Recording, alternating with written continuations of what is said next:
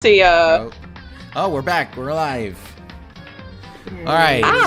Hi again, everybody. We're back with another Danganronpa episode because the cliffhanger from Wednesday was so irresistible. The mystery had to be solved. As Captain Picard in Star Trek would say, to many humans, a mystery is irresistible. It must be solved. And you're welcome. So we found we found somebody in a luchador mask, stabbed through a blanket, and we have no idea who it is. So we gotta figure out the mystery. So here we go. Just to make things clear. Last night, I was attacked by someone wearing a mask. And whoever that was, now they're... I don't know why, but now they're laying dead in front of me.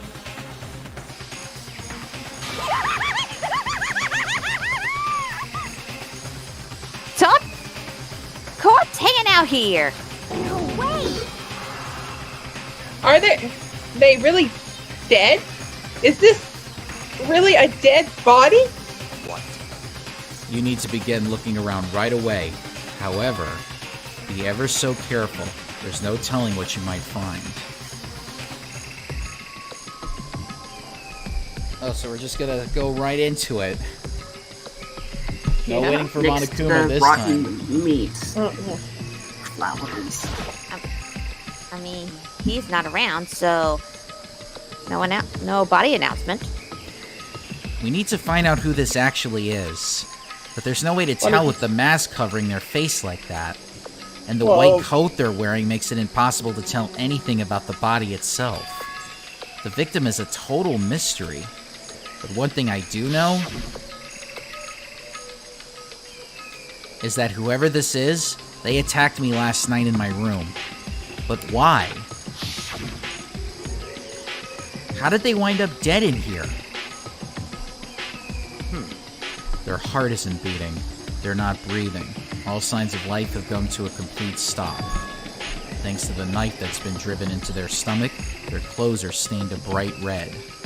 It appears the bleeding has stopped, but the blood that's there is still wet. Be careful, pink, you idiot. Be careful you don't touch it and get some on you.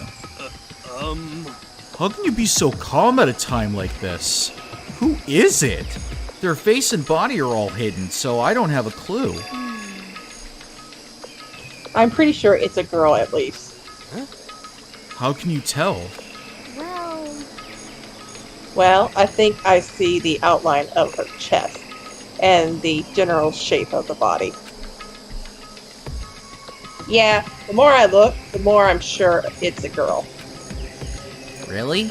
Then could it be...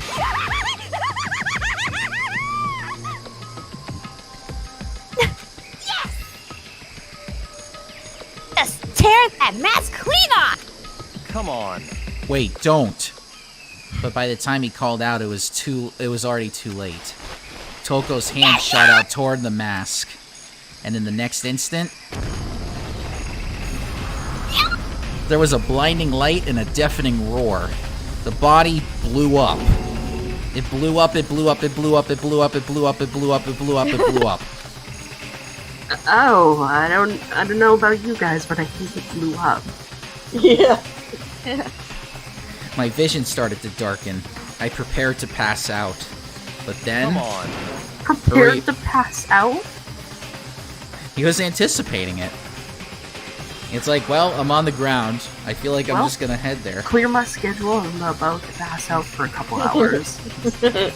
Yep. Meanwhile, Genocide Chat's like... Thanks, Deborah. You're a great secretary. Hurry up. Put out the fire. Before she slams somewhere. As my consciousness attempted to float away, that voice reached up and pulled it back down to earth. Someone pressed something into my hands. It was a bucket of water. Come on, dump the water on it. Okay. The upper half of the body was on fire. I took aim and tossed the water as hard as I could. Sploosh. Which, by the way, probably not the best sound effect to go with, considering that has sexual connotations. Did it back in the day? No, Archer. Yeah. They do it a lot on Archer.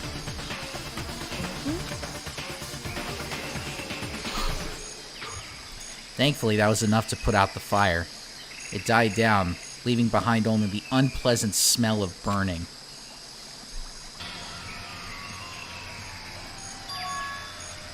I guess that took care of it. But what the hell, man?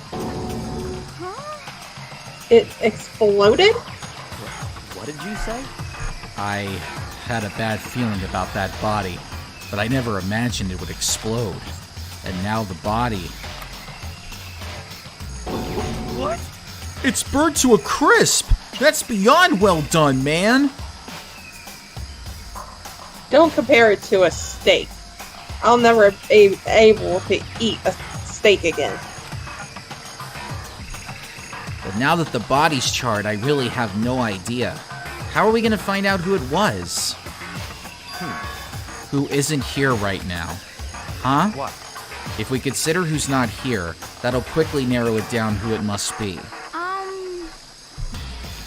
There's only one person missing. It's Kyoko.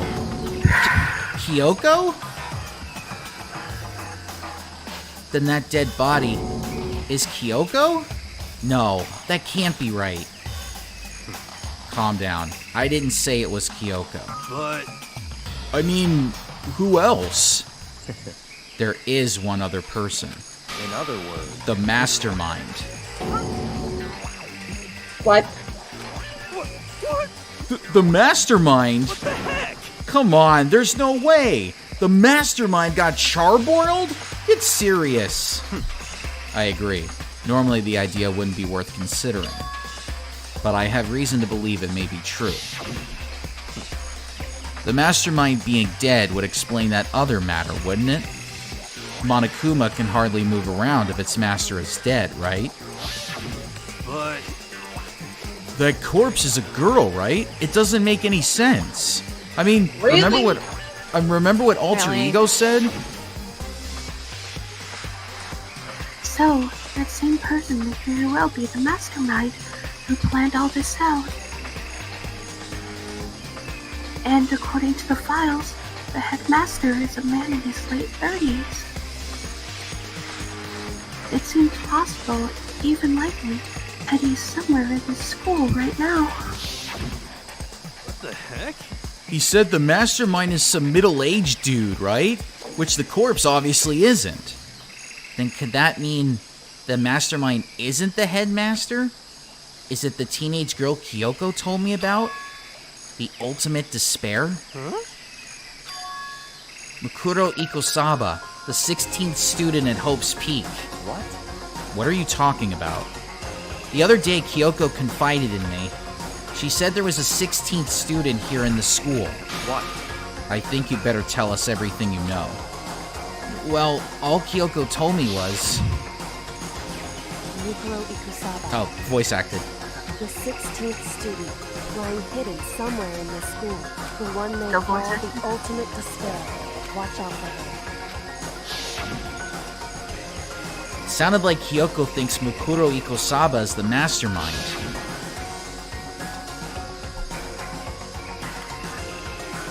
Is this voice acted too, or? Nope.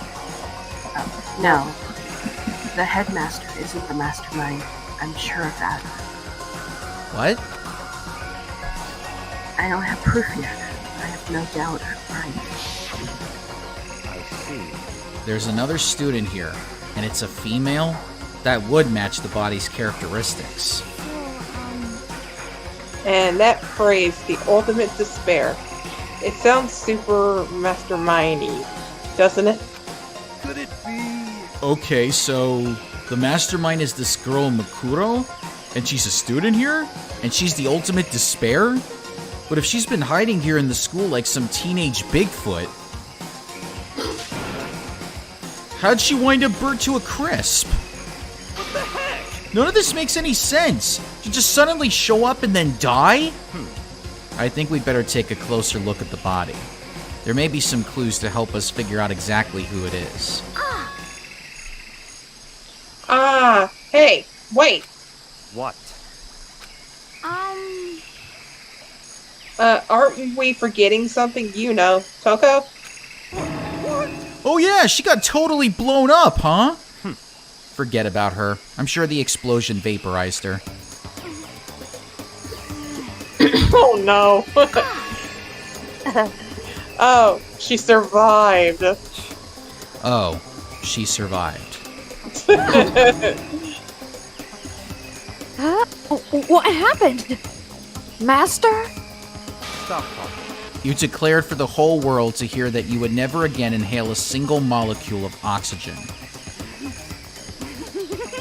Oh, then I don't mind breathing in the carbon dioxide you inhale. That's enough for me to live. This is the strangest back and forth I've ever seen.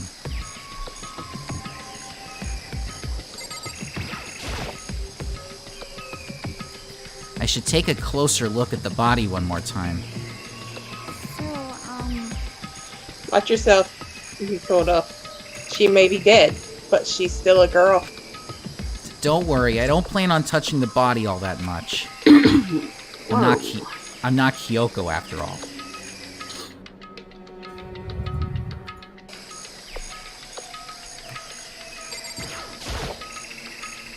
There's something next to the body.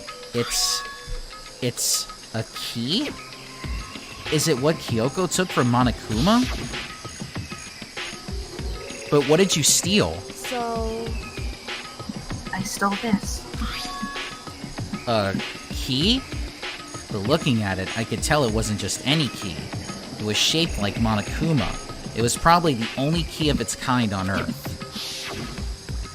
That's right. The key she stole was shaped like Monokuma. This isn't anything like that. Then this key is... What? What is it? Did you find something? Yeah, this was on the ground near the body.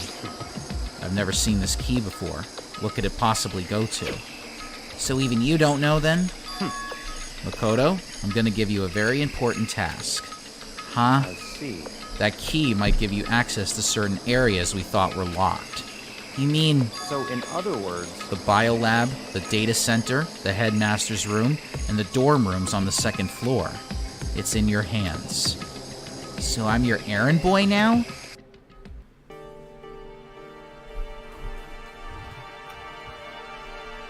Alright, here we go. We're gonna go investigate.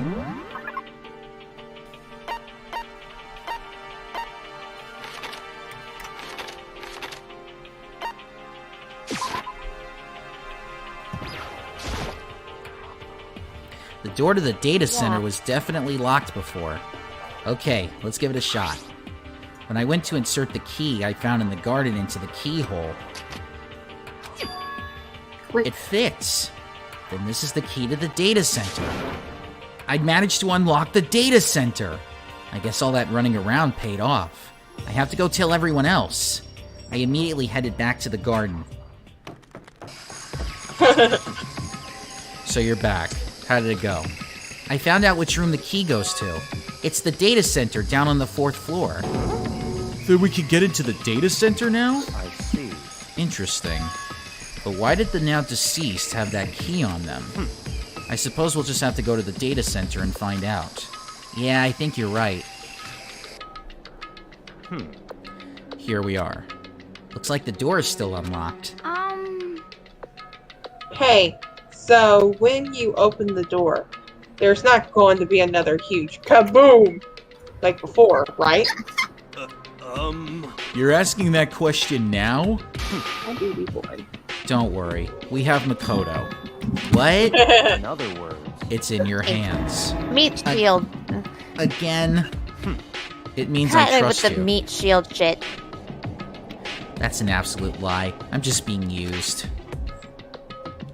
Yep, uses a meat shield.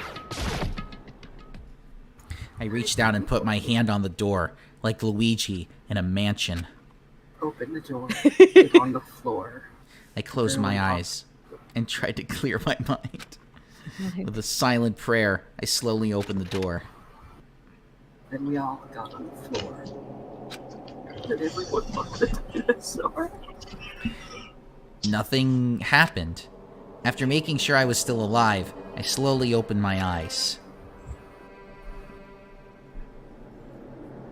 Oh god, that fucking picture of Monokuma's. On the door. Mm-hmm. In a word, the room was strange. I mean, all the rooms up till now were strange, but this room had a special kind of strangeness. It wasn't a surface fear like the rest of the school. Here, the fear was lurking beneath the surface. The room was filled with that kind of dread. What? Hey, that's... Hiro extended a trembling hand and pointed. Look at all those monitors on the wall. Look what they're showing. Each monitor displayed a different section of the school. The dorms, the classrooms, every part of the school was covered. This is... What? It's the direct feed from every single surveillance camera. All the cameras in the school feed back into this room, and they're displayed here on these monitors. So that's it. So the sole purpose of this room is to watch us. To watch us? Then this room is... It's all clear now. The Mastermind's private room, without a doubt. The Mastermind's room. I guess that makes sense. So the Mastermind was here, watching us. Then I think this settles it. Huh? The body in the garden. If they had the key to this room, it can mean only one thing. That was the body of Makuro Ikusaba, and she was the Mastermind. Then the Mastermind is dead. Like, really, really dead.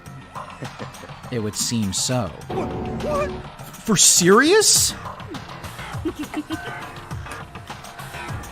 Too bad they had to go and die before Master could kill them himself. The Mastermind is dead? Could that really be true? Does that mean it's all over? Because, I mean, that body... Whatever happened, they obviously didn't die a natural death. So who was it that... But... If the Mastermind really is dead, that means we can finally get out of this hellhole. How about that? We gotta hurry up and find the exit. Come on. That's enough. No, we have to check this area thoroughly first. But what about the exit? If the Mastermind truly is dead, we can leave whenever we decide to. But right now, we need to find out why the Mastermind set up this life or death game in the first place.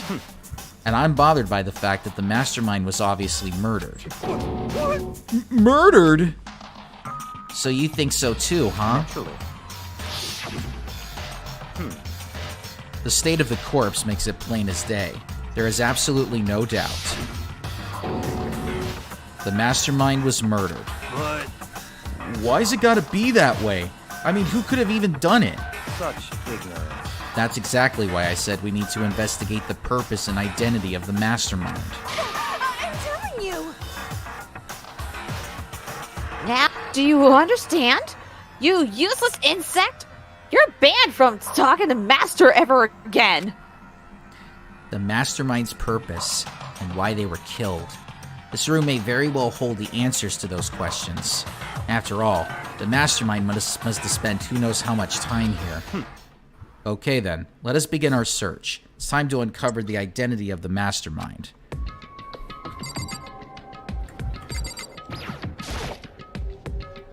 There's really a ridiculous number of monitors here. And the Mastermind's been using them all to spy on us. As long as I have this. Huh? Look at Master go! It's like a feast for the eyes. How much is a monthly membership?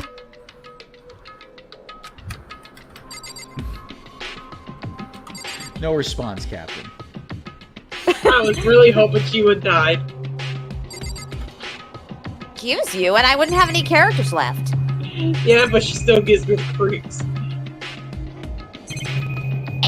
Who do you like better, Toko or Genocide Jack? Jack. Same.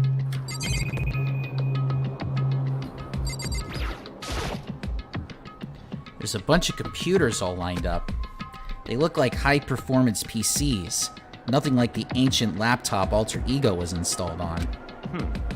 They're all on, but they seem to be locked. So what? We can't do anything?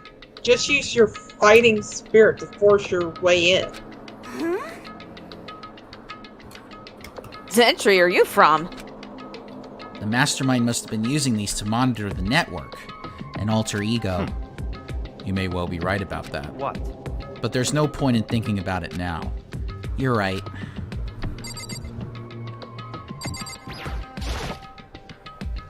There's nothing showing up on this one. Huh? Hey, look! Next to that TV! Isn't that a TV antenna? How about that? It is! It's just like the one my grandma uses. It's totally one of those high-def antennas. Wait, so if we hook up that antenna, we can watch TV? Huh? Did someone say TV? You know? Well, Saturday morning Hina's here. Are you talking about me? Anyway, if we can watch TV, let's do it. Come on! You know? You're all starved for info from the outside world, huh? Alright, let me work my magic and you'll be quantum leaping your way to TV land before you know it. I mean, Okay. I get the reference, but what's he talking about? Oh, Golden Girls time. Well, girls. Golden Girls, probably Sex in the City. Now this Oh, is so a story all good about show. how I About trapped how- 16 kids in the school. Cool. I was thinking about that old TV show, Quantum Leap, where the guy goes into different bodies to set right people's lives and stuff. So Time Splitters 2, except in the 80s. Well, basically, they did a remake of the TV show recently. They of it, did. too. I do know that. Yes, they did. Damn it. The store's kind of creepy. It's got a picture of Monokuma on it. What could be inside? Probably Monokuma itself. No Just luck. everything in the room looks like him. The door's locked, huh? What if you used the key that opened this room? Let's give it a try, just in case. Nope, no good. It won't even fit in the keyhole. Uh, Yeah. well, don't worry about it. Everything is fine. The mastermind's dead, right? So nothing's gonna happen to us. Yeah, I guess you're right. I can't stop thinking about that door with Monokuma's picture on it. But worrying about it isn't gonna do me any good. Hina's right. The mastermind's gone, so there's nothing to be afraid of anymore. You know? Oh! What's wrong? Good news for all you Saturday morning kiddies out there. I think I got the TV working. Really? Now all we gotta do is switch it on. What? Then do it. Frickin' idiot mastermind. All you guys need to cut free from your regrets of the outside world. And they were sitting here watching TV the whole time. They really thought they could get away with it?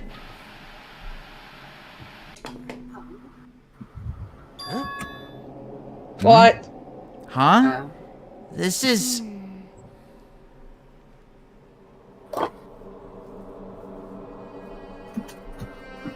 Oh, that's you, Circus. It's the feed coming from the surveillance camera monitoring this room, isn't it? What the heck? Huh? That's weird. Come on. Hey, what are you doing? Huh? That's really weird. Weird. Weird in every way possible, not just weird. super weird. But This TV isn't hooked up to anything but the antenna. So how is it showing the camera feed? Well, Did you try changing the channel? Channel 3. Oh, good idea. Let's give that a try.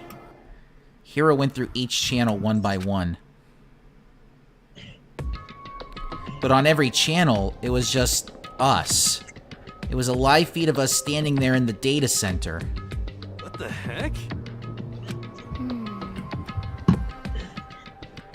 Is it broken or something? Could it be? No, there must be some kind of trick to it. Some weird setup. A trick? What kind of trick? Actually, Good fucking God! God I'm damn not- it. I'm not sure, but He's back, motherfuckers. Huh? So what the heck is calling me? What? what? Been a while, you frickin' bastards! Monokuma! Oh, you're supposed to be dead. Me? Dead?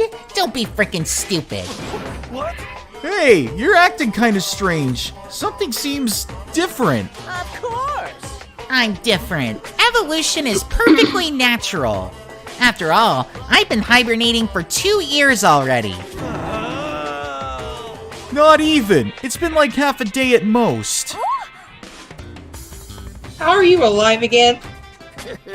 Oh yeah, that's it. The look on your faces right now is sublime. That's what I wanted to see, the moment you went from hope to despair. Don't tell me you pretended to be dead, all for this moment. Why would a bear pretend to be dead? You're the ones who should pretend to be dead when you see a bear. I mean, that's totally laughable. It makes me laugh. I'm gonna laugh now. Well now. And that's that. Well, it's almost time to cut off your past so full of hope and begin to despair at the future ahead of you. I want you to all have way more fun in this killing game. You can't be serious. We have to keep going? Let me out of here! No! We were supposed to get out of here! Get out of here? Are you still obsessed with getting out of here? unbelievable. How do you not get it? There is no getting out of here. And besides, this life isn't all bad, you know. I mean, there's stuff you won't like about life no matter where you are. You serious? This place is the worst. If it's the worst, does that mean you're in despair? Well now. Woo! I'm pooped Nerd. from all that laughing. I guess I'll just get to the point now. The point? Hey, You guys really struck gold when you found that TV. Yes, indeed. That TV is an essential part of your school life here. What? I knew it was hiding a secret of some kind. The heck? But I connected the antenna, so why is it just showing us the surveillance feed? That's because it's not connected to the cart that they like bring in for classes where you just get to watch an educational video like Bill Nye. Ah, that seems nostalgic. Look how attentive they are now. Well then, I'm gonna let you in on a blood-gushing secret and tell you about it. That TV is absolutely without a doubt displaying the signal coming in on the antenna. Huh? But what does that mean? Signal? But it's just us standing here. unbelievable. Oh, you're so stupid. Don't you get it? Fine, I'll just tell you. Thrills, chills, kills! This killing game is being broadcast live to the entire world. It's the most popular thing on TV. What? We're on Big Brother, you guys. This killing game is being broadcast live to the entire world. It's the most popular thing on TV. It doesn't matter how many times he says it. I don't know what it's supposed to mean. I mean, even if I understood the words, I'm not sure I'd understand the deeper meaning. Well, what? Broadcast live to the entire world?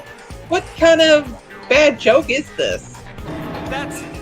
It can't be. Have they taken over the airwaves somehow? Oh, no! The camera feed is being broadcast? No way! That's impossible!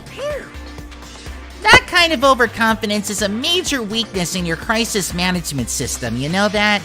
All you need is one weird trick that I found, and hijacking the airwaves is easy mode. Are you being serious right now? Of course! I heard a kind of creaking, but the sound was coming from my own mind. Like a boat tossing in the ocean, my mind had begun to creak and groan. Hey, everything has a meaning, you know? All those hints I gave you, all those tantalizing tidbits about the school's mysteries, even me luring you here right now. Why would I do any of that without a reason? It was all for my captive audience, to show them true despair like they never seen it before. I became the director of a despair-based production. This is the ultimate reality show, the best in despair entertainment. What are you saying? You're lying. If this was on TV, the police and everyone else would be going crazy. Yeah, there's no way they wouldn't have tried to come and rescue us. Actually, what if they already did? Huh? Yes, indeed. But then again, it's not really any of their business, right? Sure, some people might yell at their TV to try and warn you, but who would actually come here to help? Don't you think that's possible? I don't really know personally, though, so whatever. This can't be. But to take control of all communications like that, you need an astronomical amount of resources. Yep. So how could things have come this far? Well, that's a secret. There's something you all need to do first, remember? What? Of course. Yeah, duh. There's the little business of... Ding dong, ding dong. A body has been discovered. After a certain A body amount has of time, discovered. which you may use however you like, the class trial will begin. Huh? In hell. The class trial? Do you mean? Ugh, bastard. It's the Monokuma File! Everyone give it all you've got, okay? Heart-pounding excitement! Okay, things are gonna get pretty crazy from here on out. You're in for a heck of a ride! I can't wait! We're in hell, are we? Yes. Yeah. We And are then- in hell. And then, he was gone. Reality was incomprehensible, the truth hopelessly out of reach. All we were left with was despair. We stood there for I don't know how long, frozen in place. I couldn't think. It took everything I had just to keep myself standing upright. I don't understand any of this. What's despair entertainment? And how is he still alive? I'm sick of this. I thought that finally we could get out of here. Plus, what did he say about a class trial? Stop talking. Well, that part's obvious. The class trial is the class trial. What it means is that at this point, we have to figure out who the culprit is. Figure out who killed Kyoko. What? What the heck? What are you talking about? I thought Mukuro Ikusaba was the one who died. The victim was female, right? Kyoko certainly fulfills that condition. And if Monokuma is still alive and active, that means that the mastermind, Mukuro Ikusaba, isn't dead.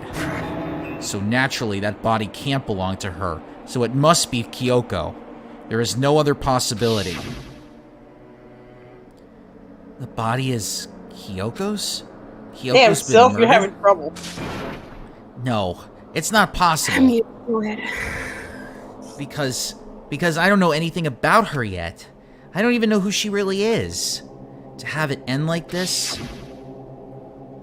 I don't believe it. I refuse to believe it. Quiet. Whether you believe it or not doesn't matter. The truth is the truth. If you refuse to believe, it's your responsibility to uncover the truth for yourself. Myself? Anyway, we better begin. But But if we're going to have a class trial,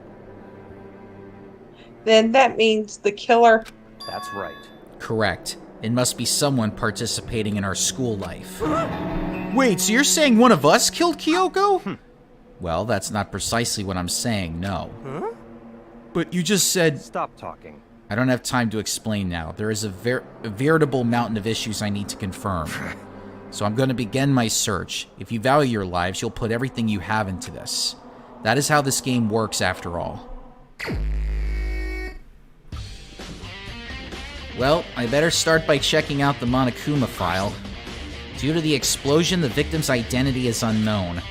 They were, however, dead before the blast. The victim had been stabbed a single time with a knife, which went completely through the body. They had also been struck in the head with an object about as thick as a metal pipe.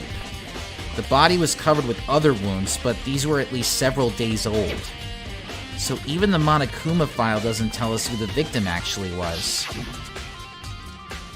The unidentified body. Could it really be Kyoko? Or... I have no choice. I have to investigate. I have to uncover the truth for myself. No matter what, I have to find out what happened, or we're all dead. I need to go back to the scene of the crime. Back to the garden!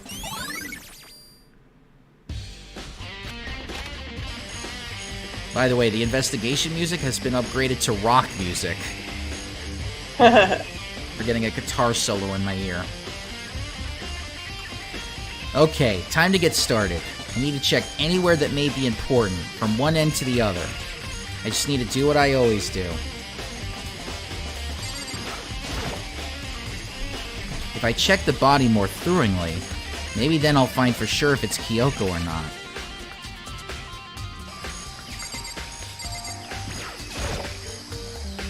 Huh? There's something weird about the body's fingernails. Oh, these are fake nails. They're really long. They seem like they'd get in the way of normal activity. There's also something on the back of her right hand. Is this a tattoo? It got burned, so I can't make out the whole thing, but it looks like it's a picture of a dog or something. I've never seen anything like it before.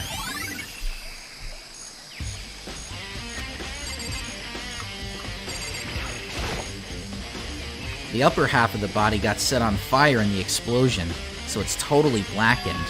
Also, the top half of the body is wet.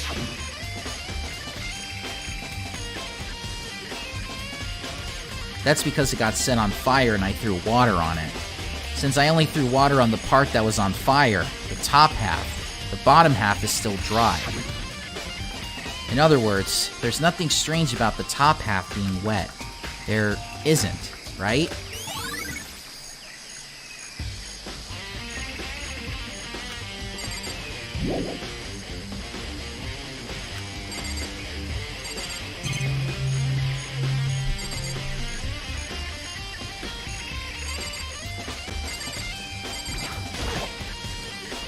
The lower half of the body didn't get wet at all.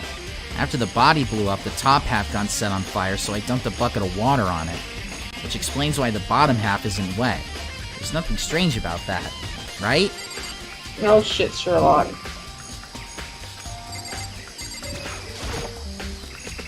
The white jacket the victim was wearing got totally burnt up. There's only one little piece left. I miss Sherlock. And his deductions. Yep.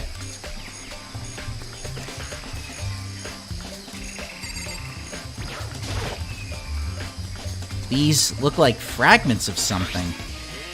They're all burnt, so I can't really be sure, but I feel like I've seen something like it before. But where? Wait, was it there? I'll have to double check that later.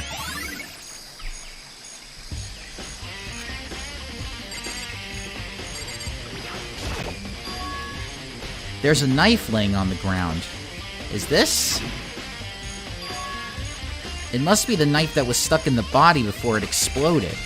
The force of the explosion must have thrown it over here. The Monokuma file said the knife went all the way through the body from front to back. Does that mean this knife is what caused the fatal injury? Either way, this knife, it looks really familiar. Wait, is this? That's it! It's the knife that person was holding. This is getting really weird. There are just too many strange coincidences. Whoever the person in the mask was that attacked me last night, they were holding that knife.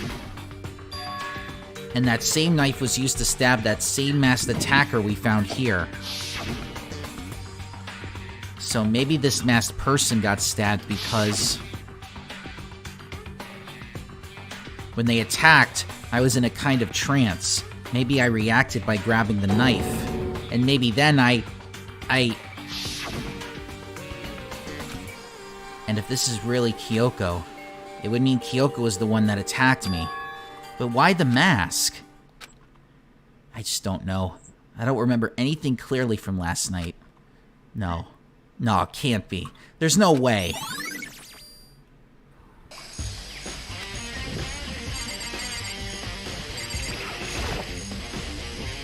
I remember there were some chickens in the chicken coop. I count 4 chickens. Huh? 4? Yo! What's going on, Makoto? Oh, I'm glad you're here. Listen, do you remember how many chickens there were in here? Of course, there were precisely 5. Yeah, right? Huh? What's wrong? There's only 4 chickens here now. We're 1 short.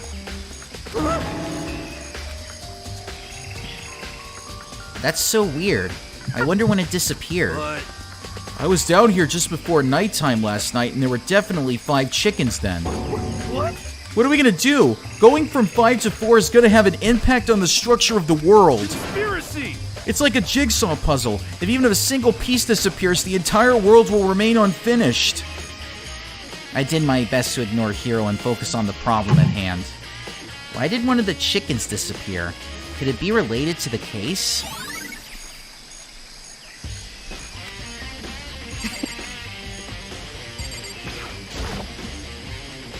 Just to be sure, I should take a look at the tool shed. This room is dusty and disorganized. In other words, a pretty stereotypical tool shed. Is this a tarp? Wait, was there a tarp in here before? I should probably look into that. It could be related to the case. The top is wet and covered with mud and grime. But the underside, it's totally clean and completely dry. One side of that tarp is wet and dirty. Something about that bothers me. That's the one thing in here that concerns me.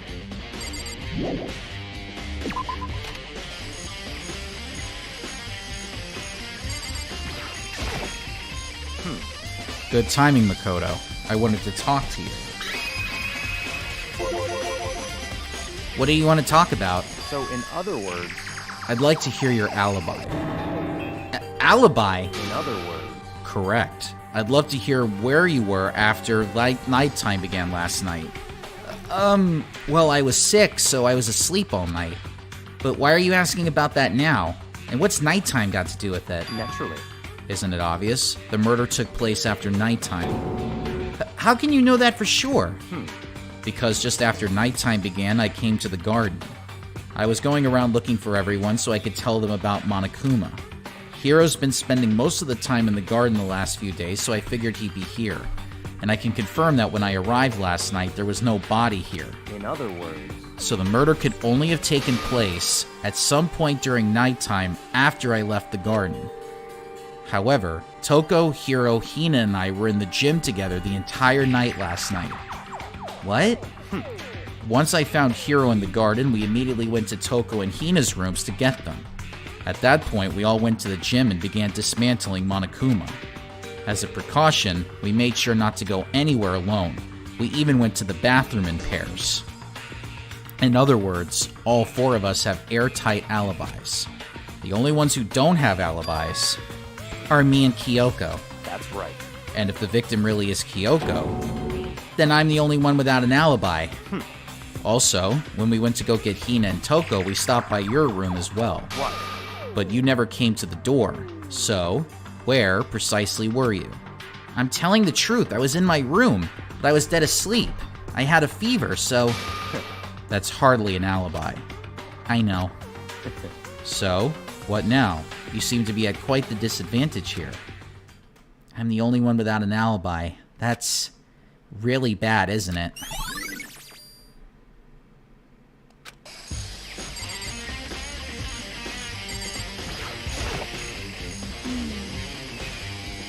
Listen, Makoto. Do you remember how the body looked, before it blew up? If I remember right, it was wearing some kind of mask and a big white coat. Also, there was a knife sticking out of the stomach, and the area around it was stained with blood. Apparently, the wound had stopped bleeding, but the blood on the body was still wet. Byakuya said not to touch it to avoid getting all bloody.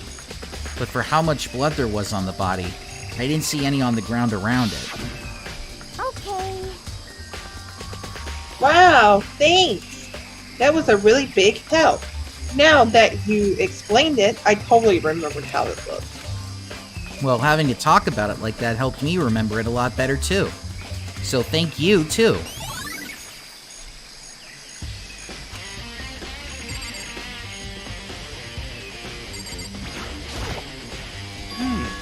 It's 11 o'clock right now. Okay, and? Serious. Oh, well, I was just thinking about when we first found the body. When the body was found, huh? I should look back at what I did this morning to help me remember when that was. Monokuma's announcement woke me up at 7 o'clock as usual, and I headed for the dining hall pretty soon. Once I got there, I met up with Hina. That was right around 7:30. Then I headed to the gym where everyone else was waiting. Next, Toko went to go get the pickaxe, and that's when she found the body. What time was it then? Now then, Toko, what time is it? Well, when we left the gym, it was just before 9 o'clock. So it's probably 9 on the dot now. That's right. It had to have been right around 9 o'clock. Ah, now that you mention it, I think you're right. So I think we could say for sure that the body was found at 9 a.m. Okay, my job's done. That's a pretty small job.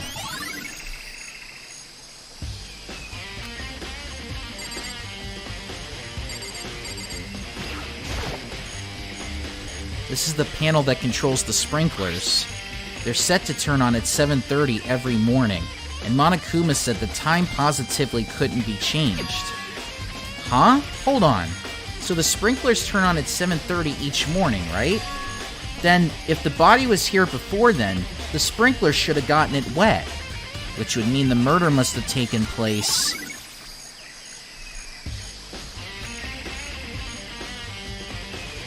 I think I've checked everything I need to in this area, but I'm not done yet. There are other areas I need to check. Specifically, that fragment I found before.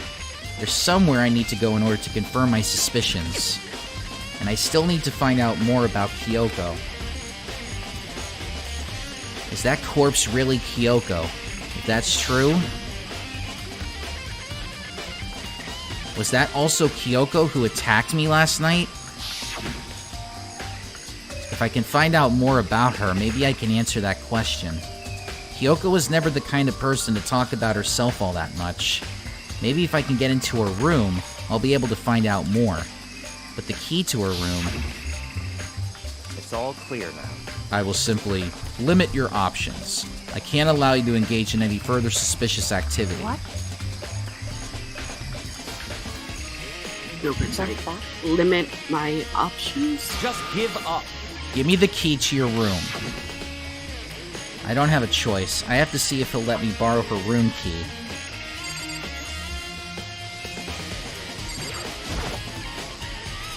Hey, Yakua?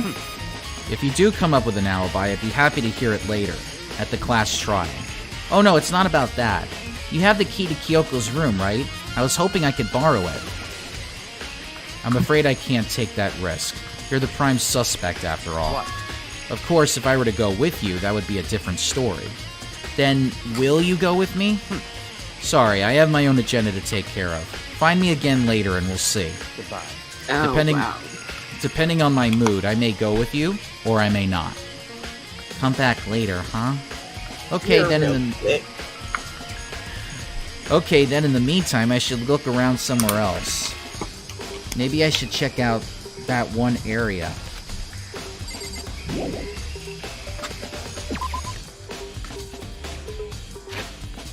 Really wants Makoto to die, doesn't he? Everybody.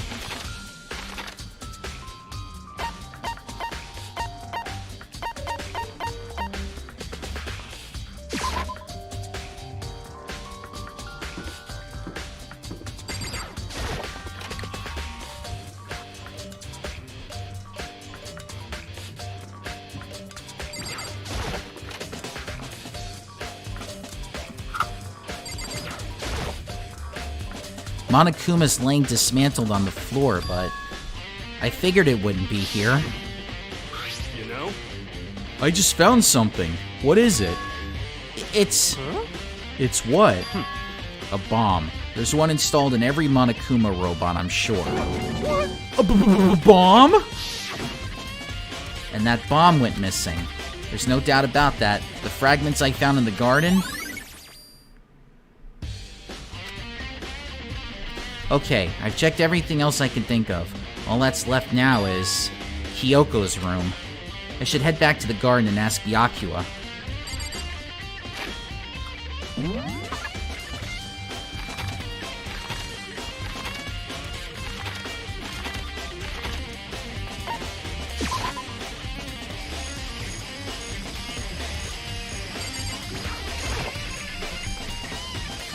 You think you can go soon, Byakuya? Let's go. You wanted to check out Kyoko's room, right? Very well, let's go. Ah, wait for me! Byakuya walked off without a second glance, and I hurried after him on our way to the dorms.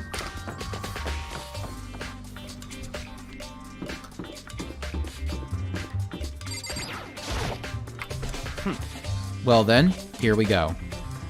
Byakuya took out the key and slid it into the keyhole, and then... Click. And it's open. Looks like it. Thanks.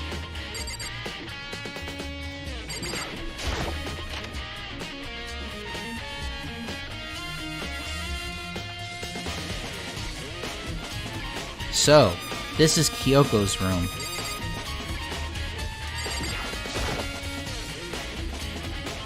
There's something on the table. It's a wood block decoration. What? What's that? What purpose does it serve? I think it's probably a key. The lockers at those really traditional public bathhouses use them for their lockers. I wouldn't know. I've never gone to a public bathhouse. That doesn't really surprise me. It's hard to picture Byakuya doing something like that. It's certainly possible. But if it is a key, I think I might know what it unlocks. Really? What? Unless I'm mistaken, I'm pretty sure I saw something in the dojo that this might go to. The dojo?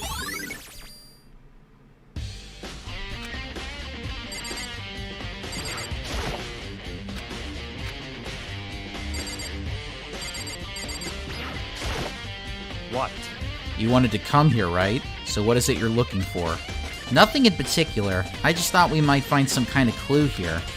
A clue that might help us understand Kyoko. Come on. You can't be serious. That's why you made me take time out of my search to come here? Sorry. Regardless, if you plan on poking around at random, you're doomed no matter how much time you take.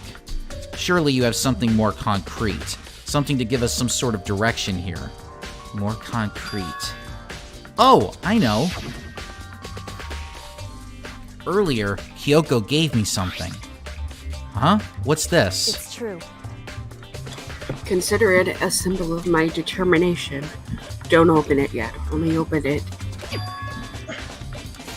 if something ever happens to me.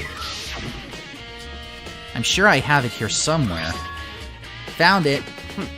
What's in the envelope? Kyoko gave it to me. She said if something ever happened, I should open it. Well, something has certainly happened, so open it. Okay. I opened the envelope and looked inside. Inside was a single piece of paper. Under the sheets? What? That's all there was in there? Yeah, looks like it. Under the sheets. What could it be?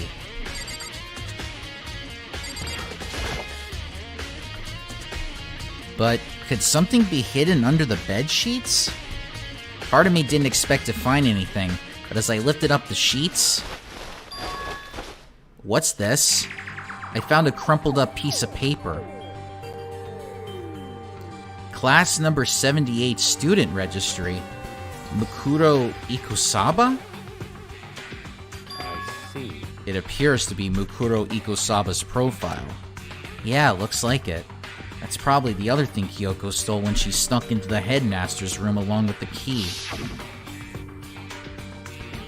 God, you're so annoying. Fine, I'll tell you. It was a key and blank. That's it. This must be the blank that Monokuma was talking about. Kyoko said a death without meaning was unappealing, and this is what she left behind. I don't have time for your sentimental indulgences. Hurry up and finish your search. Okay. I made an effort to pull myself together, then looked down at the profile sheet. Name, Mukuro Ikosaba. Sex, female. The ultimate soldier. Although small for her age, she was a military specialist trained in every weapon type imaginable. She showed an interest in the military from childhood and soon found herself completely absorbed in it. In elementary school, she won a survival game tournament and began writing for military magazines. Just before entering middle school, while she and her family went on vacation in Europe, she disappeared. The story of a young Japanese girl being kidnapped quickly took over Japanese media outlets. An intense international investigation turned up no information, and she was never found. However, she reappeared in Japan 3 years later, alone and completely unannounced. She revealed that she had joined a mercenary group known as Fenrir for those 3 years. She insisted that she hadn't been kidnapped, that she received battle training of her own volition. However, she never revealed why she decided to return home when she did.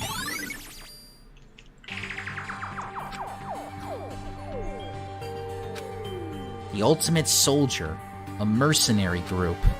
This doesn't feel real. The world I grew up in, it's like a completely different dimension. It's like one's nonfiction and the other is sci-fi. There's no way to even compare the two. That's how different this is. That's how I saw things as just an ordinary person. But then... I see. I never imagined I would hear the name Fenrir in a place like this. Huh? You recognize it? Naturally. The Fenrir Mercenary Corps is a collection of battle-crazed warmongers. But they do have their uses, and they always get the job done. That's worth remembering. This is all part of a world totally removed from the one I live in. I have to say I'm intrigued. Every rumor I've heard says that Fenrir has already... Found it! Whoa, I feel like our hero is becoming a bit player, and a bit player is becoming our hero. Ah! It's you! What have you got in your pretty little hand there?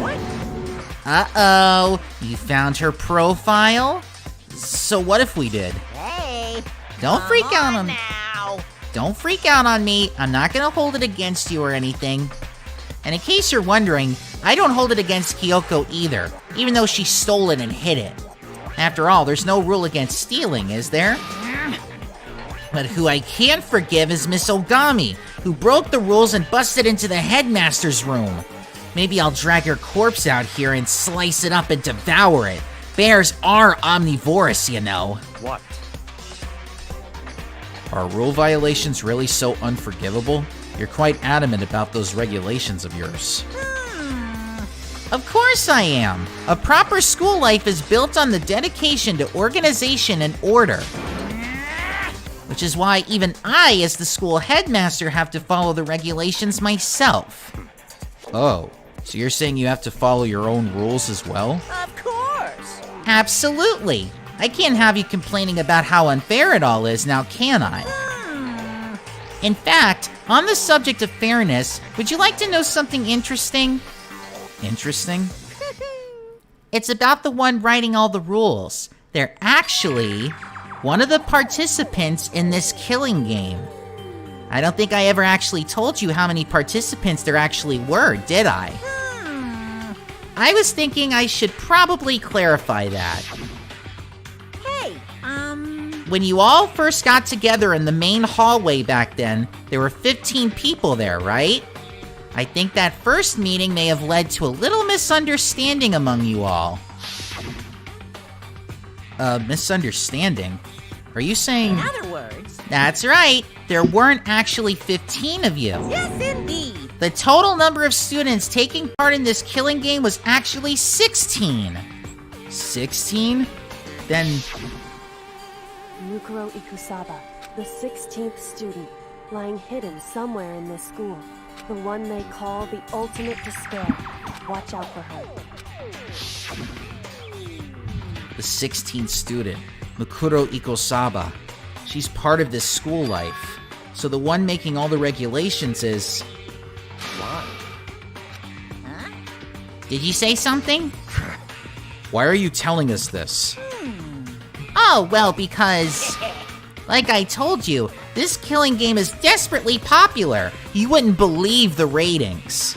And since we've got so many viewers now, I wanted to make sure everyone was on the same page. I don't want to wake up to a hurricane of complaints and hate mail, you know? Yes indeed. Make sense? Well now. Okay, that's all you get for now. Oh, actually, I do have some revenge to get, so I have an extra bonus for you. Revenge? I want to get back at that sneaky Miss Kiriguri, so I'm gonna share a little secret with ya. Seriously? Hey, You know how she wears those stupid gloves day in, day out all the time? Well, don't tell anyone I told you, but she wears them to cover a bunch of hideous scars that she doesn't want anyone to see. What? Okay, now that's all you get.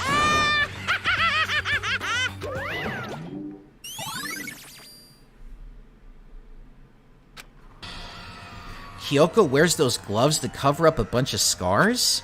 Wait, so on the back of her hand... the tattoo... Wait, but no. Monokuma specifically said they were scars, right?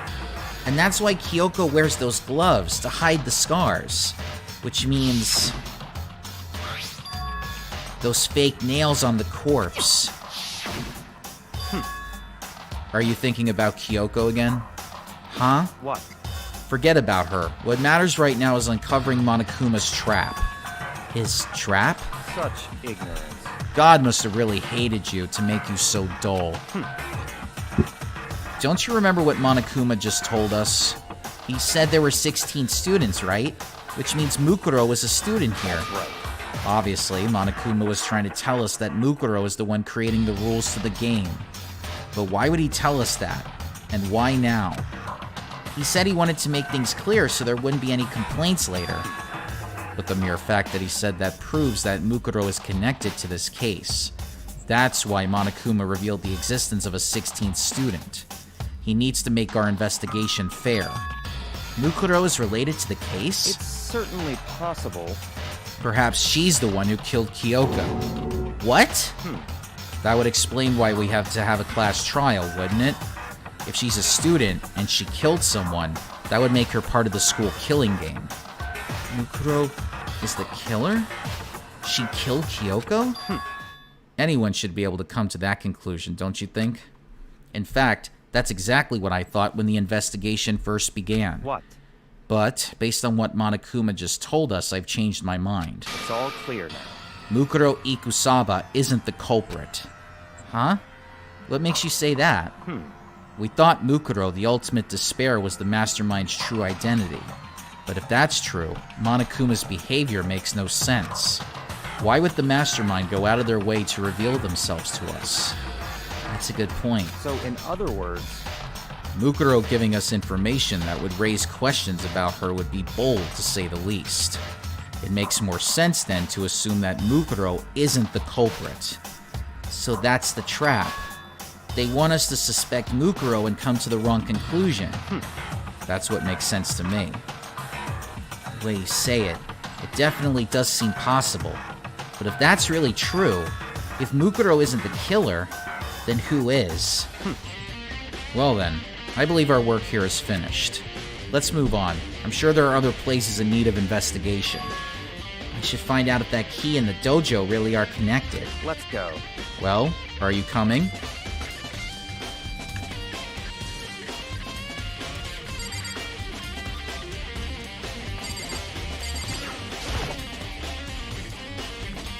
There are wooden lockers here. They use wood lock keys, just like at those super traditional public bathhouses. It looks like the key we found. It looks like the key we found in Kyoko's room really does go to one of these lockers. I see. Makoto, do you see the locker farthest to the right? Very strange. That's the only one that doesn't have a key in it at the moment. You understand what that means, right? I should probably use the key we found on that locker, right? That's right. Well, just try it. Okay. I took out the woodblock key and inserted it into the locker's metal lock, and the locker eagerly accepted the key and it opened. There are arrows in here. It looks like 10 arrows in total. They look like they're made of titanium, which means they're quite strong despite how thin they are. Of course, without a bow, they're nothing but strong little sticks. Strong sticks.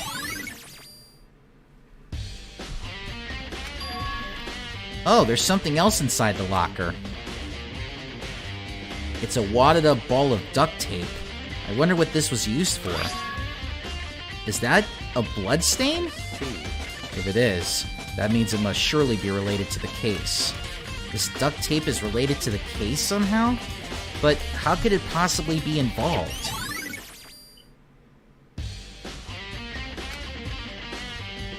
I think that's all the locker has to offer for now. Is something wrong? Very strange. It's very odd, don't you think? The locker was hiding items that were clearly related to the case. But how did the key to the locker wind up in the victim's room? Why? Or perhaps Yakua? Forget it. Come on, we need to continue on to the next location. Huh? What next location? What? There's still something we need to look into. We need to do more research on Fenrir. Fenrir? You mean the mercenary group that Mukuro is a part of? But how are we supposed to find out about that? Isn't it obvious? Where in this school would you go to do research on something? Research. Are you talking about the archive? That's right. The archive has all kinds of info that the general public doesn't have access to. Let's go. We only have so much time before the trial begins. Let's hurry.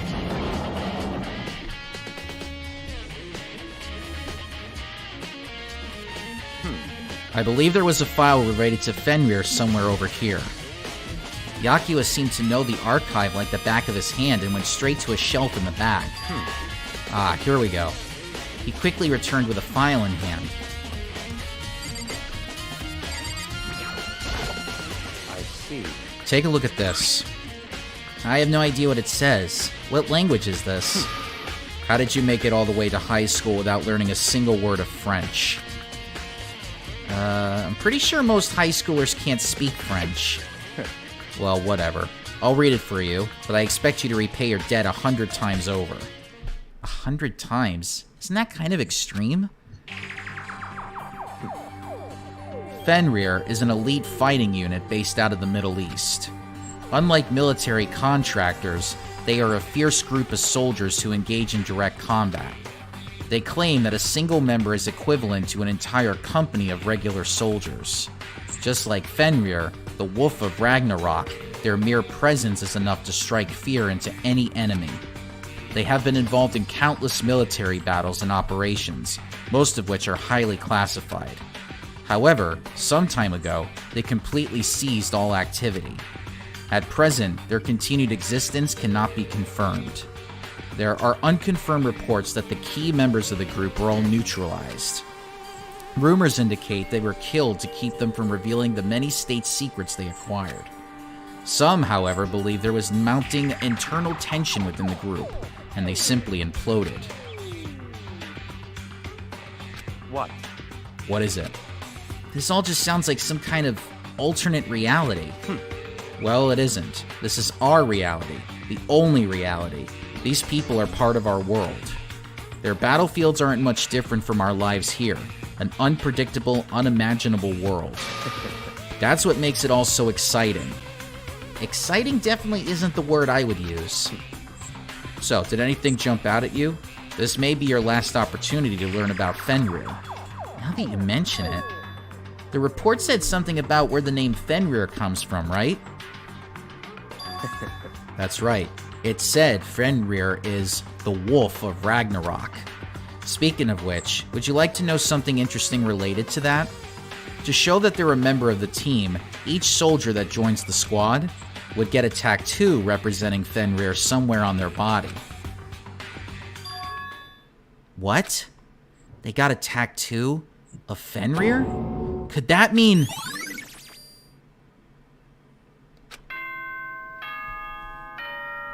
Bing bong, bing bong.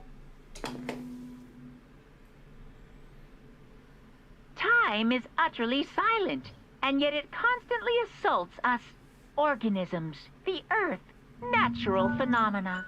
It damages us little by little until the end.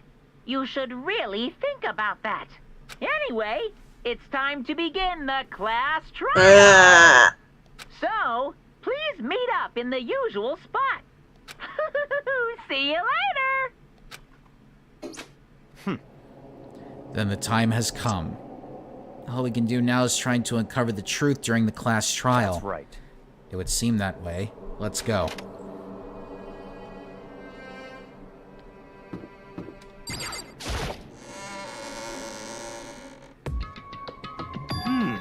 Whoa, Byakuya and Makoto showed up together.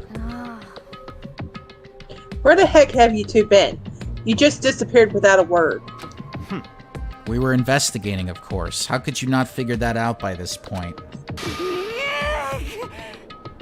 Makoto's ranked high enough for you guys to go off together, just two of you? Huh?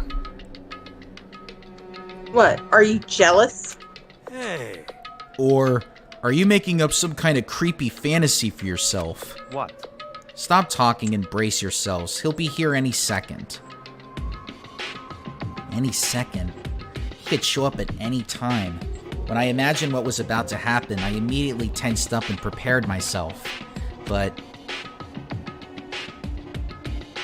we stood there for 5 full minutes waiting for something weird to happen. And then 5 minutes became 10. Why? What's going on here? Why hasn't Monokuma shown up yet? Could it be? Maybe he died again? What should we do? Should we keep waiting here, or... Or what? Jesus! Did I scare you? Come on. I demand an explanation. Why did you waste my time and make me wait like that? What? I made you wait? You got it all backwards. You're the ones making me wait.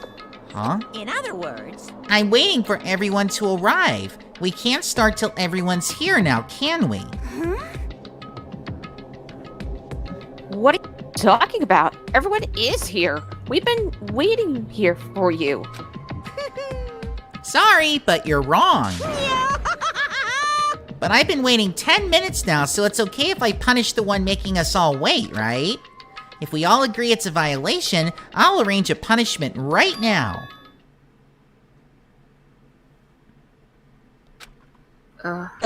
When we heard that voice, we all spun around to look. Hey, This Britney bitch.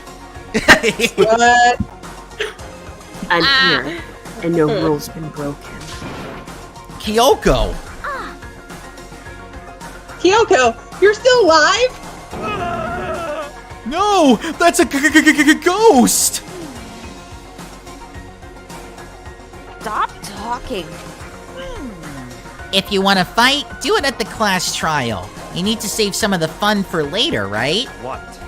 But is it okay that there's no particular penalty for being late? Is that right? I made it here just fine. What school regulation did I violate? Am I wrong? You're so selfish, so spoiled.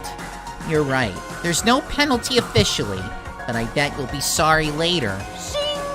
No, I'll make sure you're sorry later. Anyway, hustle your butts onto the elevator. I'll be just one step ahead of you. When Monokuma was gone, we all rushed up to Kyoko. Kyoko! So, you really didn't die? Of course I didn't die. Thank God. I'm so glad you're okay. Perhaps, but that's not necessarily a good thing for us. Huh? He's right! Now we gotta deal with the ghost! Told you, stop talking. Let's go. Come on, let's just go. Whatever we need to discuss, we could do it during the trial. Without ever looking directly at Kyoko, Byakuya stepped into the elevator.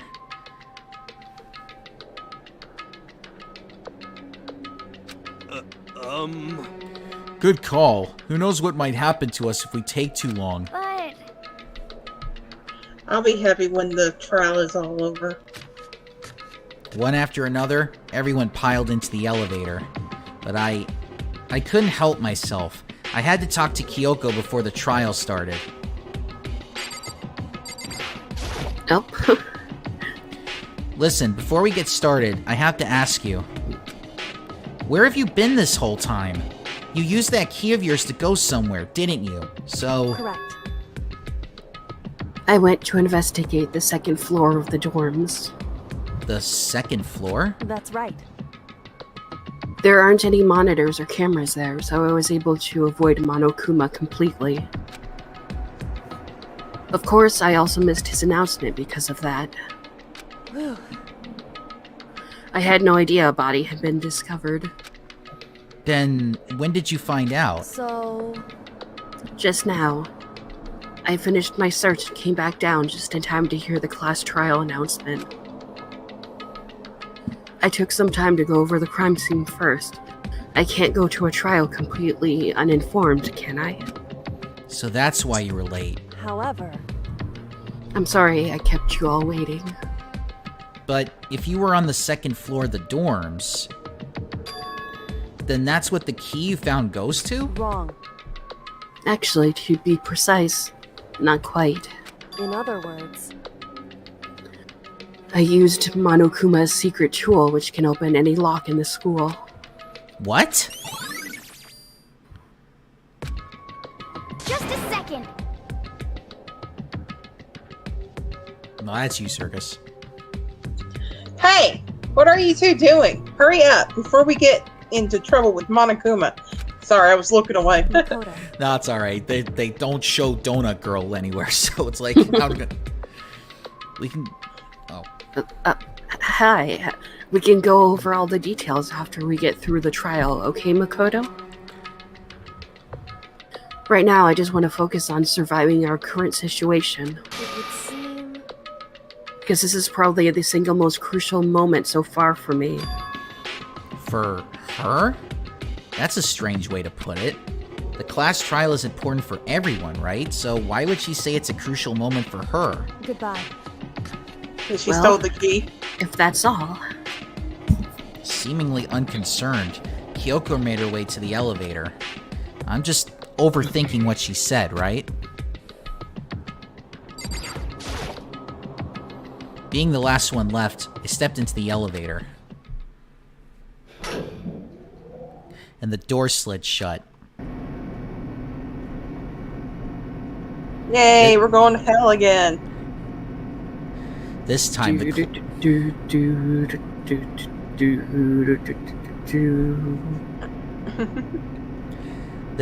the clunking was loud enough to hurt my ears, and the dread began to consume me once again. I can't imagine ever getting used to the mental pressure that comes with preparing for an execution.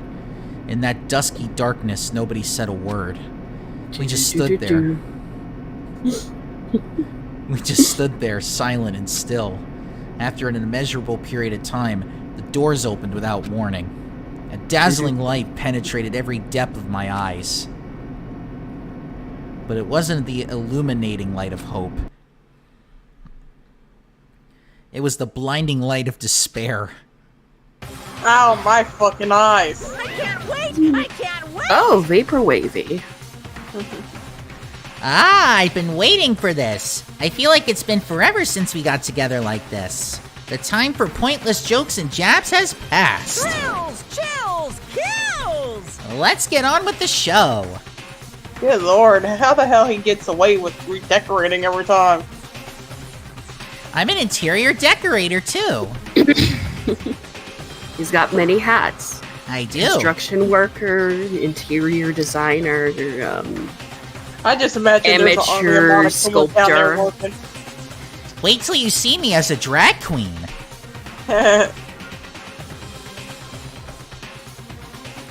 And so the curtain opens for the 5th time. A deadly judgment, a deadly deception, a deadly betrayal, a deadly riddle, a deadly defense, a deadly fate, a deadly class trial. Alright, you want to keep going? It's up to y'all. Yes. Alright. Got 2 yeses. Alright, let's see if there's any skills I need to set. So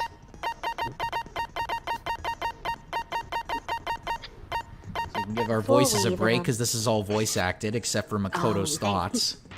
No, thank fuck. Yeah, thank fuck, indeed.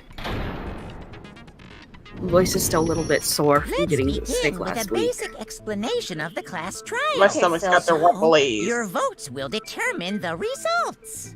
If you can figure out who done it, then only they will receive punishment. But if you pick the wrong one, then I'll punish everyone besides the blackened, and the one that deceived everyone else will graduate. Okay, well, I'll leave the rest up to you. Well then, let's discuss the specifics of the victim. First, we need to clarify who exactly the unidentified victim is. It's Kyoko. There's no other explanation. But Kyoko's standing right there. You idiot. Dumb motherfucker. Still thinking she's a ghost. But Just she because has legs dude and has stuff. connections with the supernatural don't mean jack shite here.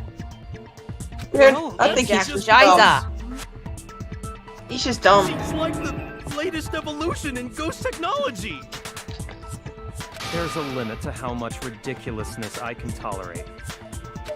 Okay. So I just have to prove that the corpse isn't Kyoko, right? Then let's compare Kyoko's traits to the traits of the dead body. her traits? One important trait Kyoko has that proves the body doesn't belong to her. I got it! I'm talking about her gloves. They'll give us some insight into the mystery. I'm sure of it. In that case, I think it would be helpful if someone explained why she actually wears those gloves. And would you happen to know the answer? In fact, Monokuma told me. Apparently you have scars on your hands you don't want anyone to see. Oh, you know, now that I think about it, the corpse wasn't wearing any gloves, right? They probably just got burnt up in the explosion. I'm not convinced. The ghost is just trying to fool us all. There's no way that corpse was Kyoko. But if I can prove why, but if I can't prove why, we're gonna be stuck here and the case won't move forward. So I don't have any choice but to...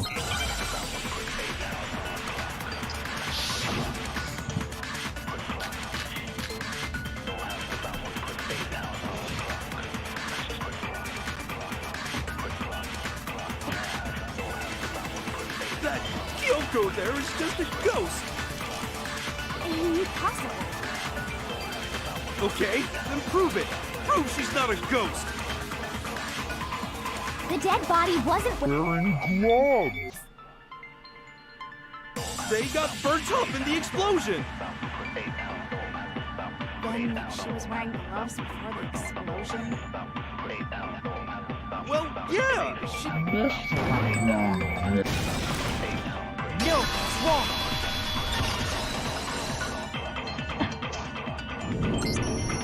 No, there's no way the corpse was wearing gloves.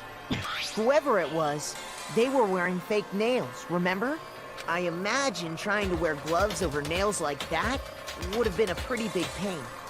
Besides, Kyoko wears gloves to hide her hands, right? It'd be pretty weird for someone who's self-conscious about their hands to wear fake nails, don't you think? Jeez, man, you don't know women, huh? They're complicated like that. If anyone doesn't know women, it's you. Well, Kyoko, any thoughts? These gloves were custom made to the size of my hands to make sure they don't interfere with my daily life. If I wore fake nails, the gloves wouldn't fit properly. Then that's that. The dead body doesn't belong to Kyoko. Which should have been obvious since she's standing right here. Okay, so then, who's the real victim? First, we need to figure that out. That's the first thing I said. You're the one who's been dragging us around in circles. Sorry. Before anything, we have to identify the victim. Everything starts from there.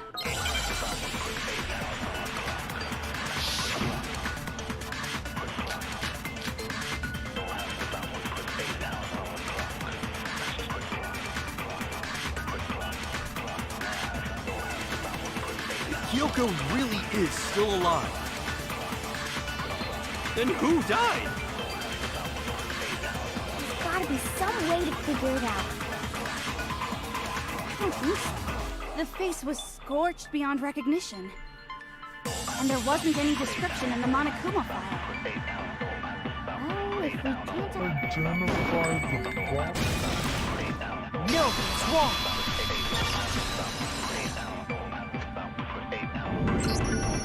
There was one clue left behind that we can use to identify the body. What? For real? If you're lying, you'll die a cruel and unusual death. Cruel and unusual death? This I gotta see. She's just being stupid. Ignore them, Makoto. Tell us what you're talking about. The key to figuring out who it was is the tattoo on the back of her hand. Oh, yeah. The design's pretty strange, huh? Is this a dog? Her master must have made her get it. To be like, you're my bitch. Seriously? It really did something that humiliating? No, that's not it. The identity of the victim is hidden within that tattoo. Oh, really? If you compare the tattoo to other information we have, the victim's identity should become clear.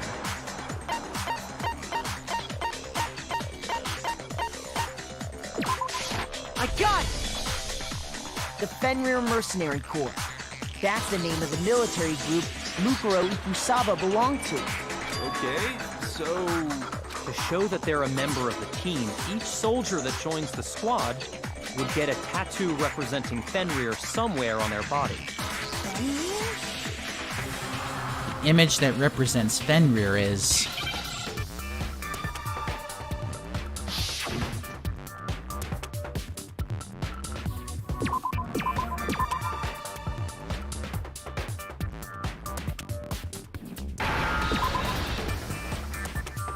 Now I understand.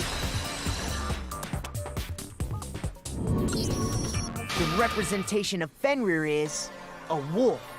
Fenrir, the Wolf of Ragnarok. It's from Norse mythology. A huge, world-ending wolf beast. He's the child of the trickster god Loki, and a female giant.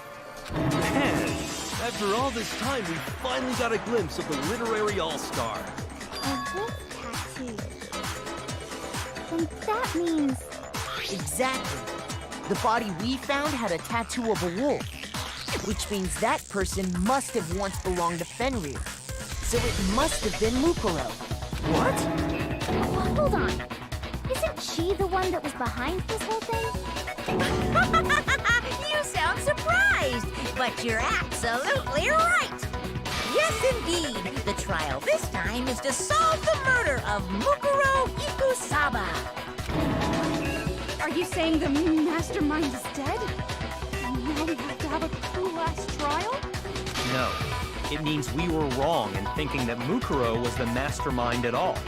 But I mean, being the ultimate despair seems like a pretty mastermindy title to me. Maybe we shouldn't have been thinking of her as the ultimate despair in the first place. After all, looking at her profile, I didn't see anything that would fit such a description. All it said was that she was the ultimate soldier. If I remember correctly, that other information came from Kyoko. That's what you told Makoto, right? So that means Kyoko got it wrong? Who was she? Who was Mukuro Ikusaba? She's been gone this whole time? And when she finally turns up, she gets killed.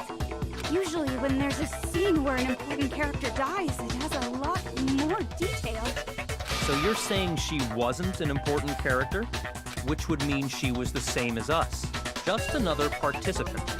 Then who's the real mastermind? It must have been the Hope's Peak Academy headmaster after all. No, the headmaster has nothing to do with it. But how can we trust that? We already know your information about Mukuro was wrong. My information was not wrong. Okay. We're in the middle of a trial right now. Figuring out who killed Mukuro is first and foremost. Please limit all future prattle, chatter, and chit-chat as much as possible. Fine. Uncovering the identity of the mastermind will have to wait. But remember this. No matter what happens, we will find out who you really are. I stake my family name on it. I have officially decided to completely ignore all such attempts at provocation. Now then, just so nobody's confused, let me state this one more time for the record. The reason we're having a class trial is because a murder among the students has taken place. Hammer that point straight into your big ol' brains! What you're saying is that both the victim and the culprit are part of the student body? Then, one of us killed Mukuro? Wait, no! There's a chance that there's some mystery 17th person who's been hiding all along! Nope! There are only 16 students in total that have been taking part in these events. Seriously? Then, one of us killed Mukuro? Who did it? Who's the killer this time? Get a hold of yourself. We've already narrowed down the list of possible suspects. I'm sure you realize who I'm talking about, right, Makoto? Who the evidence points to? Based on what we know, there can only be 2 suspects. I got it! You've narrowed it down to Kyoko and me, right? Why do you say that? Allow me to explain.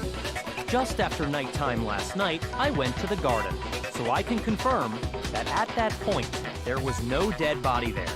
So, the murder must have taken place after I left the garden. However, Hiro, Toko, Hina, and I were in the gym the entire time. The gym? That's right. The 4 of us were there trying to dismantle Monokuma. The whole time, we were very careful not to go anywhere alone. We even went to the bathroom in pairs. All of which is to say, the 4 of us all have alibis. The only ones without alibis are me and Makoto. That's why you're able to narrow down the list of suspects. Exactly so. So the only suspects now are me and Kyoko. Damn it! I can't let this stand. Somehow I have to clear my name. I have something I'd like to say regarding the whole alibi thing. Are you thinking of raising an objection? Well, before that, I just want to try and get a better idea of what time the murder took place. Doing that might reveal some kind of clue. Whatever you want. Somebody go ahead and help him out. Me and Byakuya can both confirm that the body wasn't in the garden at, well, it was after nighttime for sure. I'd say it must have been around 10 o'clock. So the murder must have happened after 10 p.m. Then I guess we can say the time frame for the murder was between then and when we found the body? Oh, but what time did we find the body? The one who saw the body first was Toko, right? She went to go get the pickaxe. So what time was the body discovered? I got it! The body must have been discovered at 9 a.m., since that's when Toko went to get the pickaxe. Now then, Toko, what time is it?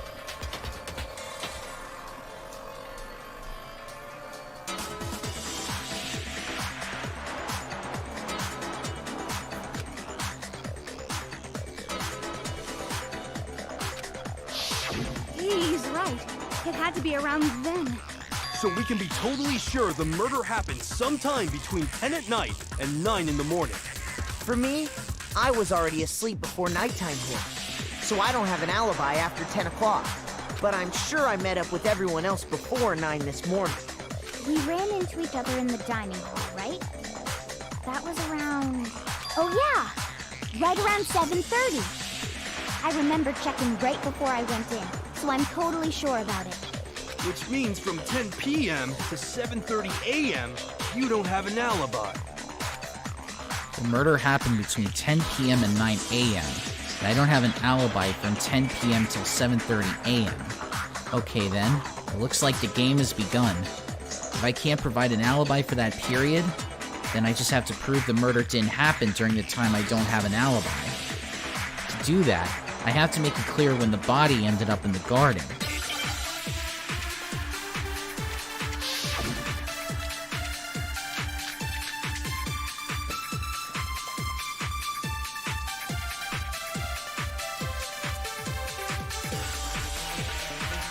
We've established a time frame for the murder. It took place somewhere... No, it's wrong!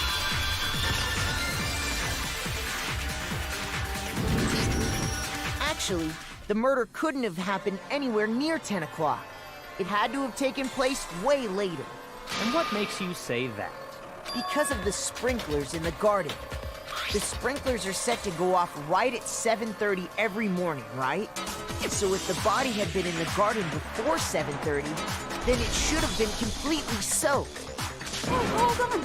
I remember this part perfectly. The body was wet. Dripping wet, in fact.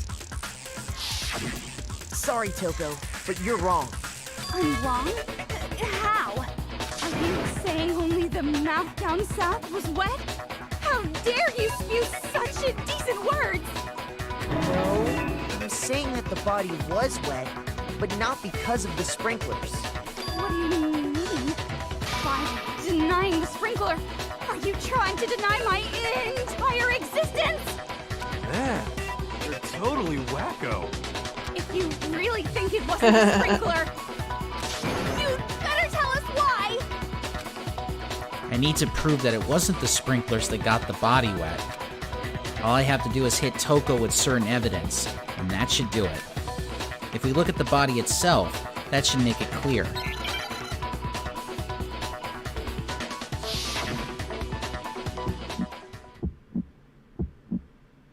I admit nothing. I hate you. No, no, no! I don't know anything. Enough! Hold on.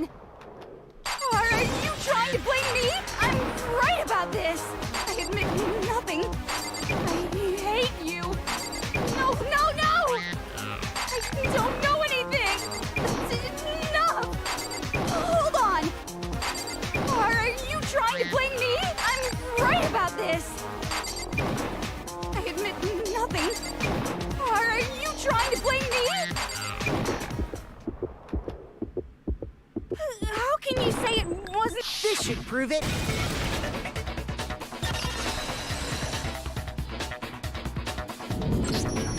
Just remember what the body was like after the explosion, and you'll see why it wasn't the sprinklers. The top half of the body was wet, yes, but the bottom half was completely dry. If the sprinklers got the body wet, shouldn't the whole body have been wet? So they only got the top wet? The bottom was completely dry? What a brutal maniac! I'm so sick of her. Let's just move on. The reason only the top half was wet was because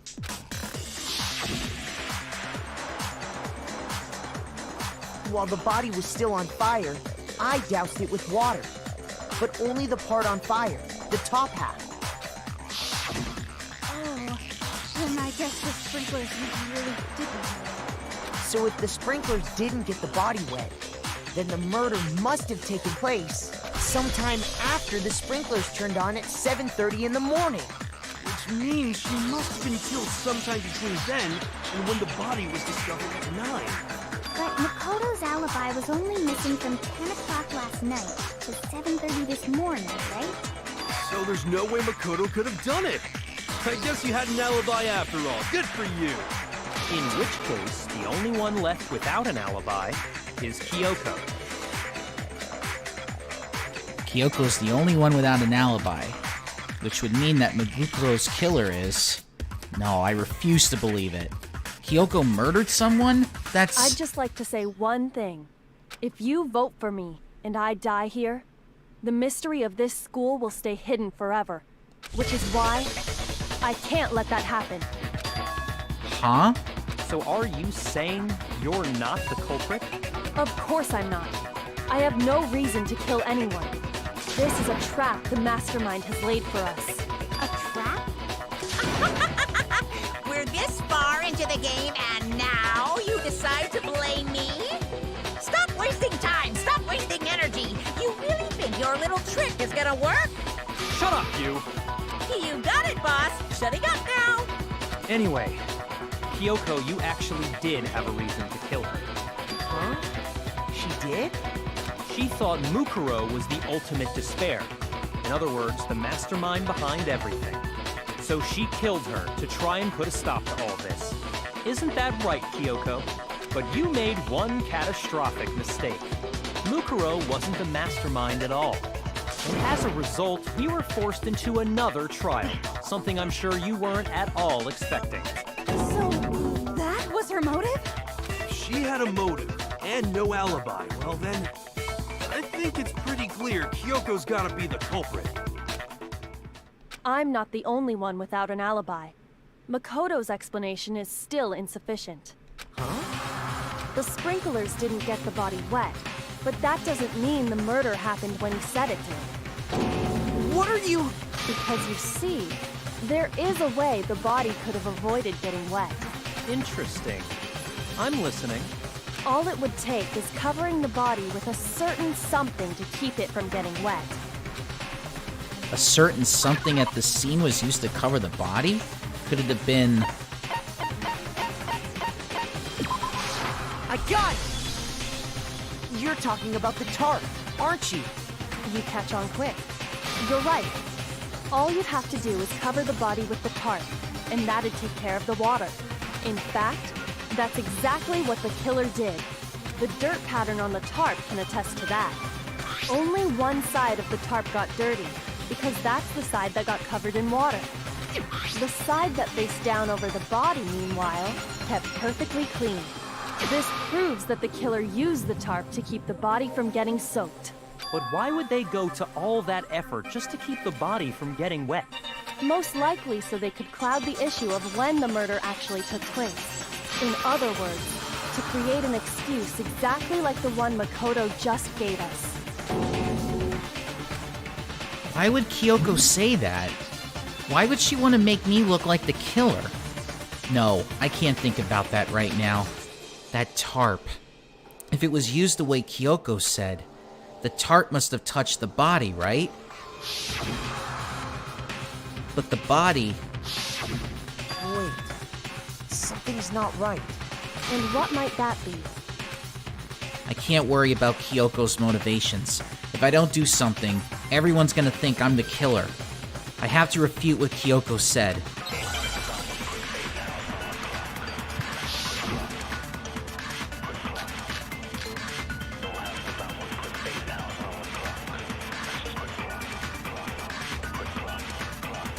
By covering the body with the tarp,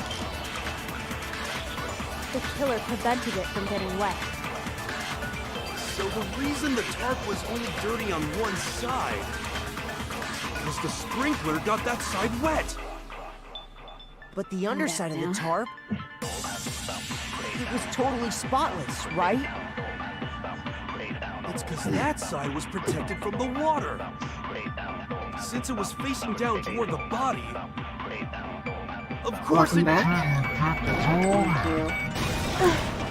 No, it's wrong.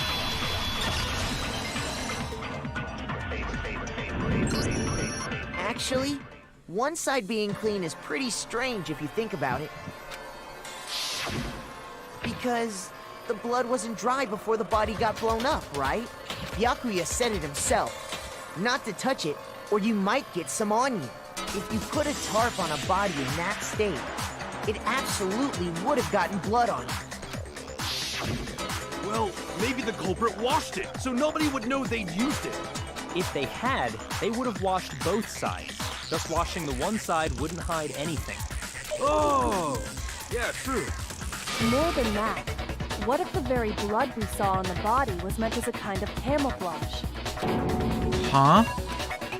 The blood was camouflage? What if, after the killer used the tarp to avoid the sprinklers, they then covered the body in blood that didn't belong to the victim? You mean someone else's blood? Where would they get something like that? I know! They could have grabbed some of the blood packs from the nurse's office. That's what Hifumi did, right? When he pretended to be dead? No, that's not what happened this time. The killer got the blood from right there in the garden. They got blood from right there in the garden, right? Which must mean... The chicken. They killed one of Korn's children. It was me. And I'd do it again. Well, that's clucking awful. Hey, it was good fried chicken. What? Chicken blood? When I checked the chicken coop before the murder, there were 5 chickens. But after the murder, there were only 4. So, you're saying someone killed a chicken and then covered the body with its blood? Man, that's messed up. Killing a living thing just to do something like that is awful. They should have at least eaten it. I wonder if the killer had to get the blood from the scene so they wouldn't be spotted walking around. Anyway, there's no denying that a chicken went missing, which provides a basis for my theory. Perhaps, but even so, there's one Sorry, thing I'm that still doesn't multitasking right make now sense. too. You said the culprit used the tarp to avoid the water and then covered the body in blood, right? But if that's the case, then the blood should have soaked into the ground around the body. But that's not what we saw. Only the victim's clothing had blood on it. The ground was completely clean. But I have to agree, that certainly is strange. Maybe they didn't apply the blood at the scene. Maybe they covered the coat in blood beforehand. They covered it beforehand? When you discovered the body, was it wearing the coat like you normally would? I think so. Wait, no. The head was through the neck hole, but the arms weren't in the sleeves. Then that settles it. Sorry, I'm having a tough time keeping up. What settles what? Here's what happened. The murder took place before the sprinklers went off, but the body didn't get wet because the killer covered it with the tarp. Then, later, at the same time the killer was gathering up the tarp, they pulled the coat over the body, the coat they'd already covered in blood. This series of cover-ups was meant to disguise the actual time the murder occurred. They wanted us to think the murder happened sometime after the sprinklers had gone off, at 7:30. If that's actually what took place, it certainly becomes possible that the murder happened earlier. But to pull all that off, wouldn't they have had to go back to the garden after the sprinklers turned off? That actually wouldn't have been all that difficult. Huh? They already had the coat ready, so they just had to grab the tarp and pull the coat over the body. They'd be done in no time. Maybe, but still. Hina, after you met up with Makoto in the dining hall, did you two stay together from that point on? Oh no. I headed off to the gym, and Makoto didn't show up till later. Then he had plenty of time to spare, wouldn't you say? That's not... Don't bother saying it's not possible. I must admit, Kyoko's reasoning is sound. Makoto's alibi is inadequate. And the suspicion falls back on me again. But why? Why is Kyoko trying to entrap me? I don't understand. Well then, it looks like we're back to square one. Makoto's alibi is no good, so once again, our suspects are him and Kyoko. For serious, man? Which one of them did it? Hey, why don't we let luck decide? Let's flip a coin. 50-50 odds. Oh! See? Pretty good idea, right? No, not that. I just remembered something super serious. Well, don't just stand there. Out with it. You know that knife we found all black and burnt? The one we found stuck in the body before it exploded, right? According to the Monokuma file, the knife went all the way through, from front to back. So, what about it? I'm pretty sure I'd seen that knife somewhere before. That's what I thought when I first saw it. I just remembered.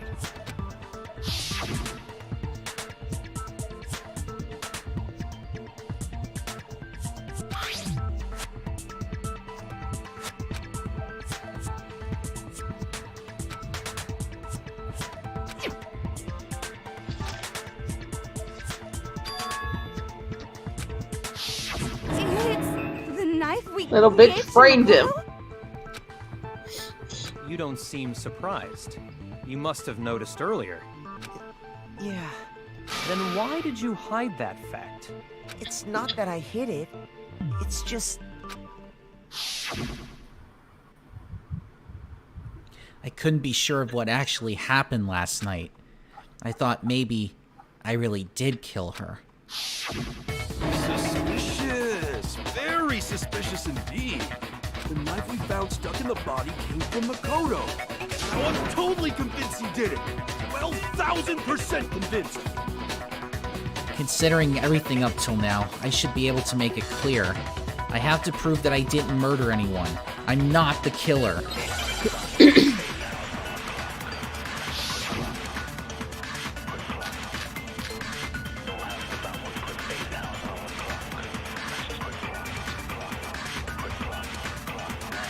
The knife we found lodged in the dead body. It's the same one we gave to Makoto. It really is, isn't it? I was afraid of that. If he did have that knife before, then...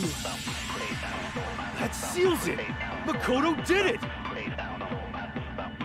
Just because I had the knife once? That automatically makes me the killer? Well, getting stabbed... No, it's wrong!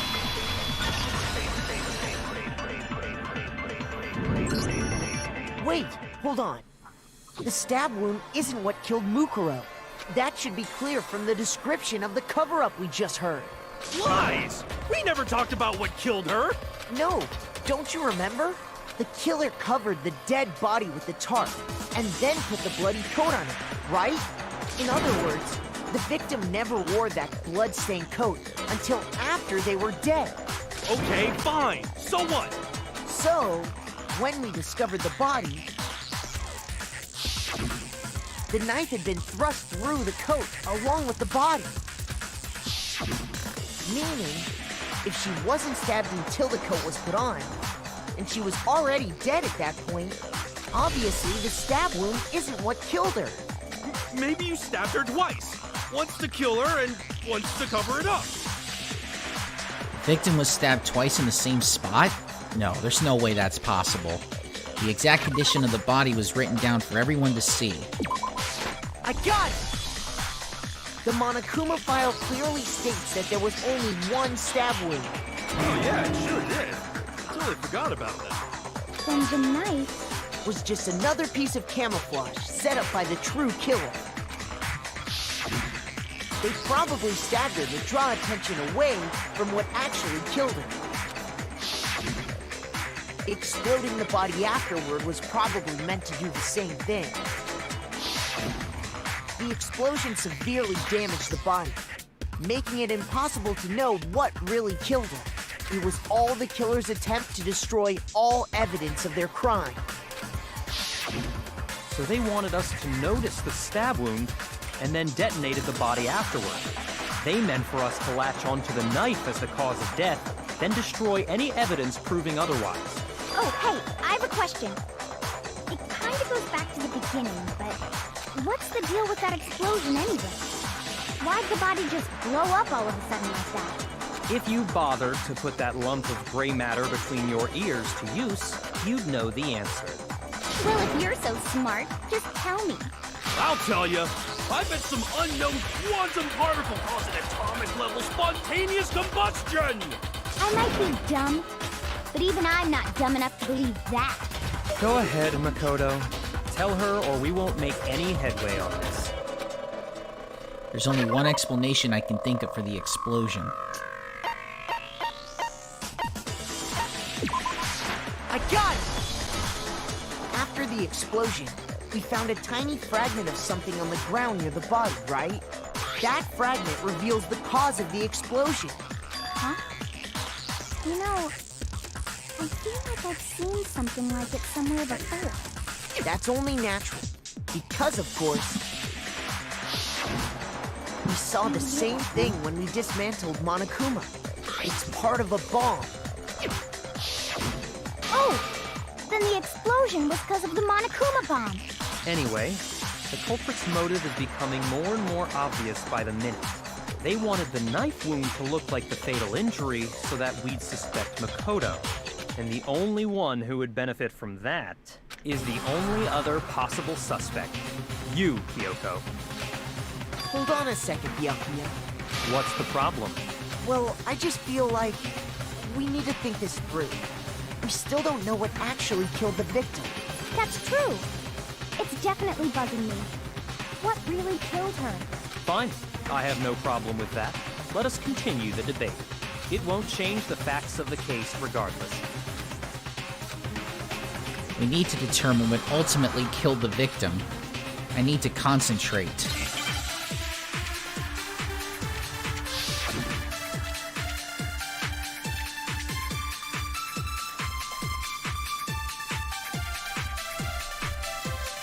Then, shall we continue the debate?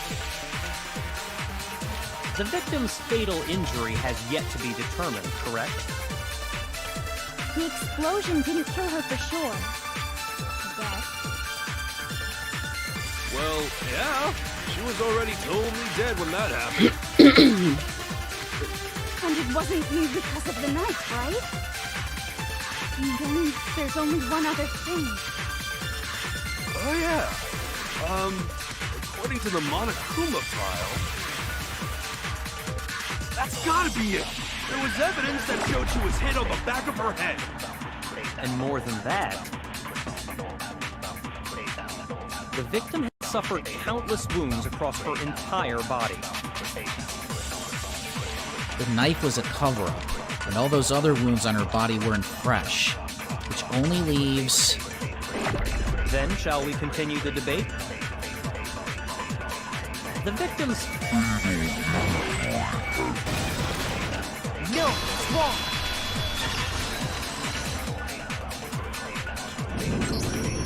Mukuro died because of the blow to the back of the head she suffered. What about the wounds all over the rest of her body? They didn't have anything to do with it? The Monokuma file makes it clear that those weren't fresh wounds. Oh yeah, good point. If they were old, I guess they don't really matter. Okay, then we're safe in assuming the blow to the back of her head is what killed her. But then, what was the murder weapon? The Monokuma file says she was hit with a blunt object, about as thick as a metal pipe. Oh, I bet it was the pickaxe! How is that even possible? If you hit someone with that, it'd cave their skull in completely. Well, maybe they held it the other way and hit her with the handle. No way! The balance would be all off. You wouldn't be able to swing it with any kind of power. I wouldn't mind testing it on you if you want. No thanks. I bet you just hit me with a metal end and call it an accident. I'd love to scoop out that nasty brain of yours, throw it on the ground and spit on it. I feel the same way. Looks like we're on the same page this time. Seriously? We want to figure out what killed her, right? It just so happens we already know. We already know? I knew we could count on you, Master. So what was it? Go ahead and tell them, Makoto. Surely you've deduced the real murder weapon? The real murder weapon.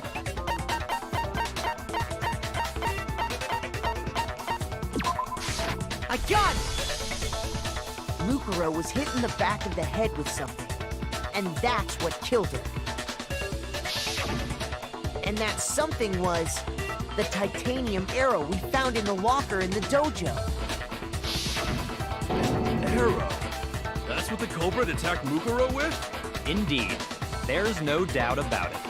Are you sure? That sounds kind of weird. Hey! How dare you backtalk, Master? You have no right! I'm not backtalking anything. I'm just saying what I think. I don't blame Hida for downing it, because there's one more thing about that weapon. One more secret.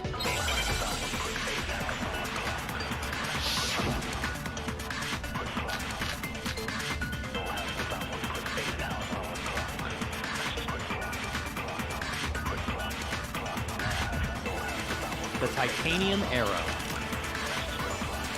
It was in the dojo locker, right? I have no doubt that was the murder weapon. Are you sure? You don't sound convinced. What's the problem? Because in the Monokuma file, it said the weapon must have been about as thick as a metal pipe, right? It seems like an... No, that's wrong!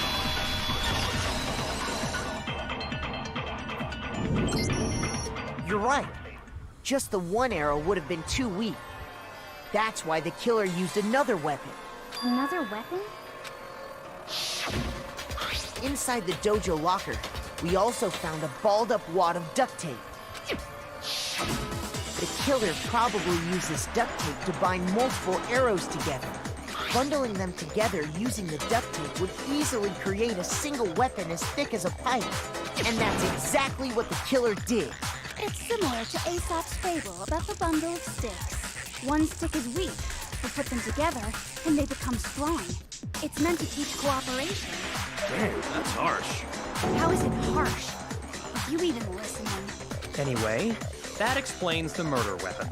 As for who the culprit is that stashed the weapon in the dojo locker, it was you, Kyoko.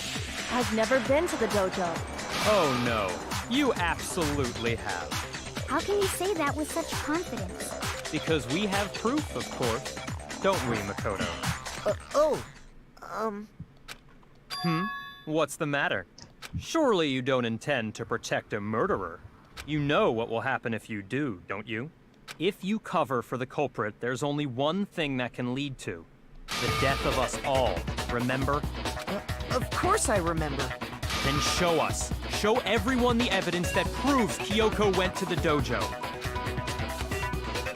I have evidence?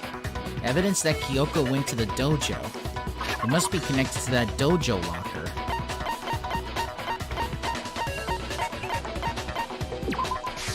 I got it! The one thing that proves Kyoko was in the dojo is right here. The key to the dojo locker. And how does that prove anything? Because I found it in your room. It was in my room? Don't bother trying to play dumb. That key is just the final piece of the puzzle. Your non-existent alibi, your clear motive, your attempts to frame Makoto for the crime. This all proves that you are the true culprit. You can't explain this away, so just give up. Hold on a second. Not this again. You really are dead set on defending her, aren't you? No, it's not that I want to defend her. It's just, there's one more thing I need to ask her. Kyoko, I want you to tell me something. Last night, you were in my room, weren't you? Why? What were you doing there? That's what I need to know. I was just protecting you. What? She was protecting me? Then does that mean she knew I was being attacked? And she came to my rescue. Could that be when... Which would mean that Kyoko... She killed someone for me? That's enough. The time for idle chatter is over. A verdict is close at hand. Wait. I'm warning you.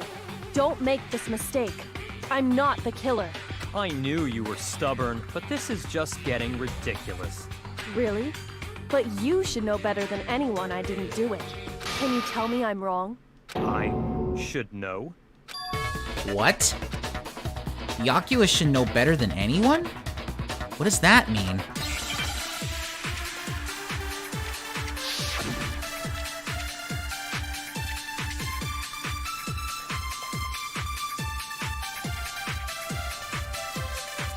Those words you just spoke. What do you mean? Exactly what I said. I'm not the killer.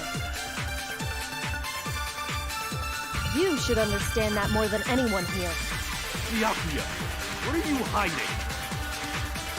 Master would never hide something from me! There's proof that you aren't the culprit. Is that what you're saying? You stated a theory earlier. You said I hid the evidence of my crime in the dojo locker, and then left the locker key in my own room, correct? But could I really have done that? Wait, Kyoko gave her room key to Byakuya, right? Which would mean... Those words you just spoke. What do you mean? Exactly what I said. I'm not the killer. You should understand that more than anyone here. Yakua, what are you hiding? Master would never hide something from me! There's proof? No, it's wrong.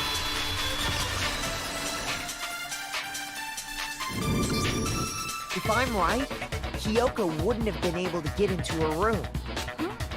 Why not? Because she had given her room key to Byakuya.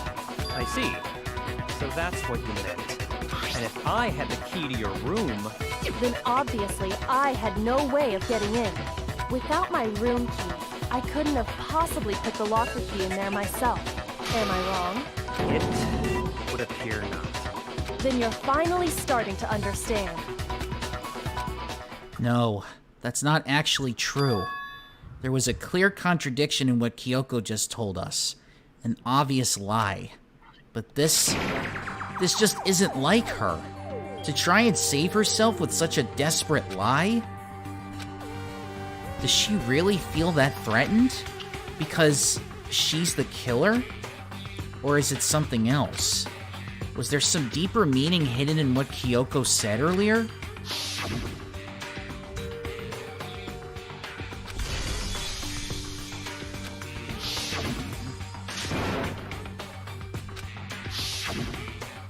The Mastermind's trap. The Mastermind is trying to trap Kyoko? But what if that's not really true? What can I do? What should I do? What should I... The Mastermind's trap? The victim was Mukuro? And Kyoko killed her? What does Kyoko really know? What am I supposed to do? Kyoko's lie. I'm the only one who knows it's a lie. I'm the only one who can expose it. But who can I trust? What am I supposed to do? The Mastermind's trap.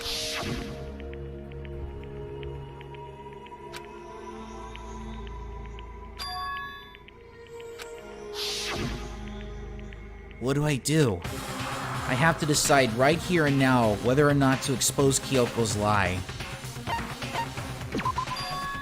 I've made my decision.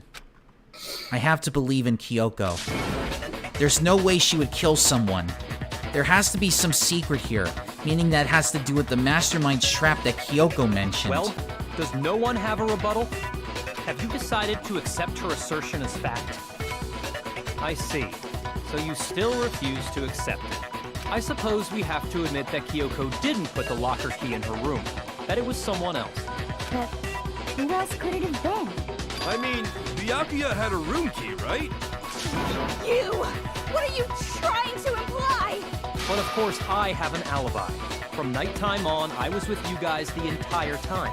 I couldn't possibly have killed anyone, or put the key in Kyoko's room. Well, someone had to put the key in there. There's only one other possibility I can think of. Someone could have had the key on them, then once they arrived at the scene, pretended to find it there. It had to be Makoto, right? I don't see any other option. Wait a second. You've got it all wrong. Let's think about it one more time. There's gotta be a hidden side to this case. Huh? A hidden side? First of all, there's something off about this entire trial. You all see it, don't you? Mukuro, who we didn't even know existed, suddenly shows up dead. And then we're thrown into a trial. And Kyoko even said, it's a trap the mastermind set for us. So that's why this has to be... Okay, time's up! Huh? Time's up!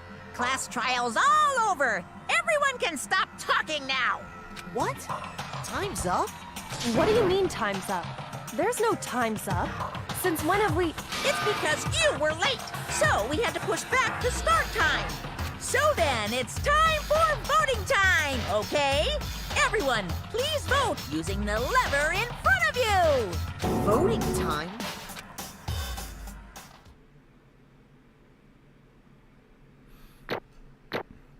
Yeah.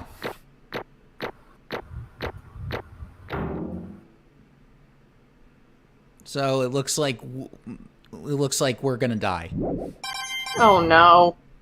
Main character death. Oh. Now, who will be chosen as the blackened? Will you make the right choice or the dreadfully wrong one? Hey, hold on! What's it gonna be? What's it gonna be?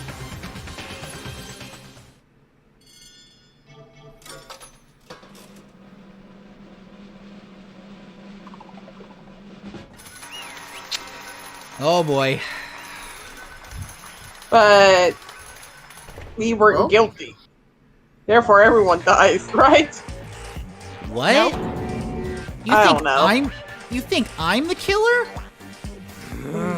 Sorry, man. Sorry. Yeah, sorry.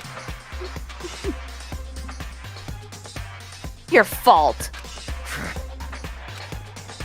Everyone, you're wrong. You got it all wrong. I didn't do it. Yes, indeed. Good job, everyone. Good job? Yep. Yeah, they got it right. No, I know that's not true.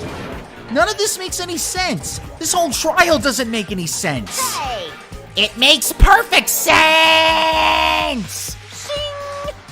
It's the same as always. It's just like all the other class trials, and I'm gonna end it the same way. thrills, chills, kills! It's time for your heart-pounding, positively thrilling punishment. Wait, why do I... Kyoko? I don't expect you to forgive me. Voice acted. I know this is all my fault. Alright. Kyoko? Let's give it everything we've got! It's punishment time! Oh boy.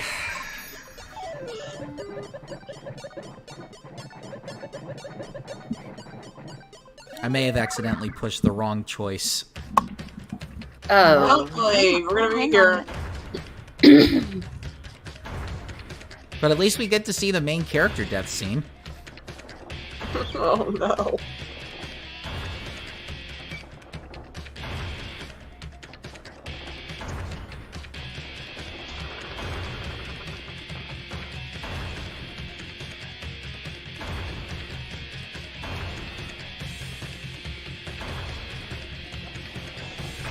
now, thinking about this. Whoa. Oh no, please, no. Not a crusher. I don't want to be under that. No, no. I'll take anything. I'll take the witch doctor's death for Princess and the Frog before I take this.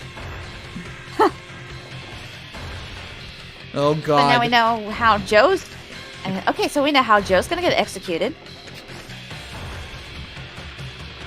Oh god, I have to look at a class board before this happens? No, thank you. And... Why is this happening? Why is my face like jellyfish jelly? No. No, no, no, no, no, no, no, no, no, no, no, no! Hang on. Oh, what the hell? Got you, bitch. I told you couldn't kill me in a way that mattered.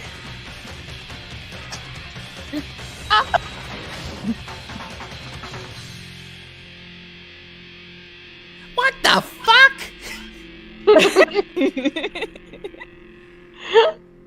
Ow, my stomach. Where my stitches hurt.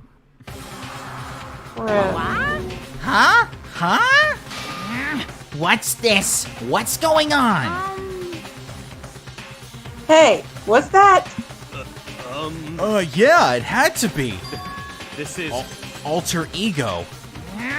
Alter Ego? Is this some stupid virus from that stupid computer system? They must have planted it when they invaded my network! Damn it all to hell! I don't believe this! It seems you finally made a miscalculation. No, you miscalculated from the very beginning. What the heck? Or I What? guess you could say you couldn't rig this game from the start. Sorry, I had to. What was that? In other words, What I'm saying is, you shouldn't have underestimated us. Why are you talking like you've already won?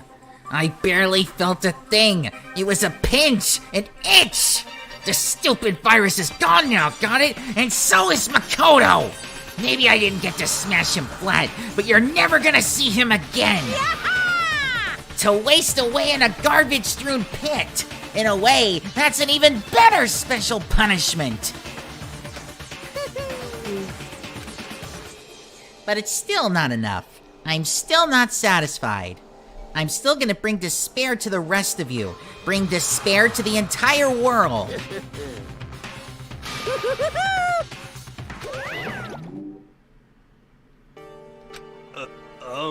Is he gone? Hey, Kyoko, what's the meaning of all this? Just what the hell is going on? calm down. It's okay. We're not the ones being trapped this time. Huh? In other words, Now it's the mastermind that's ensnared. What did you say? What are you talking about? so You'll understand soon enough. Very soon indeed.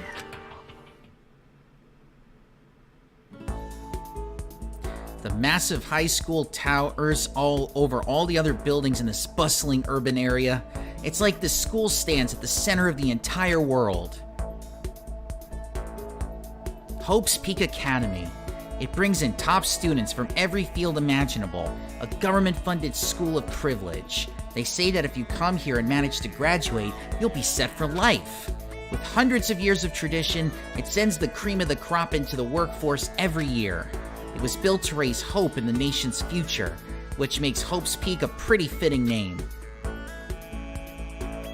There are two things you need to attend this school. One, you have to already be attending high school. Two, you have to be the very best at what you do.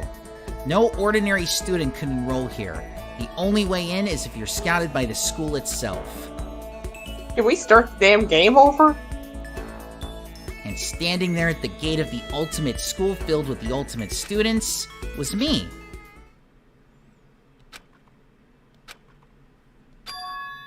Ugh. Oh, I am gonna fucking ride if it turned out this whole thing was just a weird dream. What? Where am I? I woke up with my head resting on top of a hard wooden desk. My body felt heavy. It wouldn't be weird for me to zonk off in the middle of some boring class or whatever, but what was I doing asleep here just now? It wasn't any classroom I'd ever been in before. What the heck is going on? Ugh. Finally, I could finally feel my mind and body start to come back together again. And then I was awake. Or was this just another dream? A dream inside a hopeless nightmare. No, this isn't a dream. I could tell because the stench invading my nostrils was too powerful for a dream. What an awful smell! I was in a vast, dark cavern with the barest hint of light seeping in. Trash was piled high all across the area. This must be some kind of underground garbage pit. A heck of a situation to find myself in. But hey, that's the smell of discovery. But that was just the beginning of my problems. Was I gonna be stuck in here till I wasted away and died? No, I can't let that happen. Not after what my good friend went through to save me. I remembered all too well what had happened. Alter Ego saved me. And they used up the last little bit of their strength to do it. I'm going to New Vegas now. And taking over the identity of Yes Man. And then we're gonna free New Vegas. Try to keep things and everybody's favorite then, Alter Ego?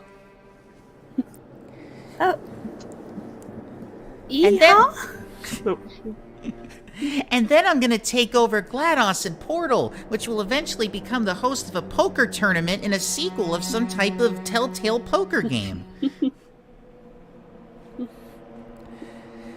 So I can't give up now. For myself and for my friend.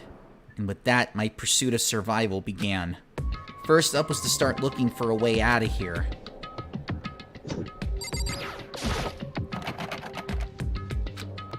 It's locked.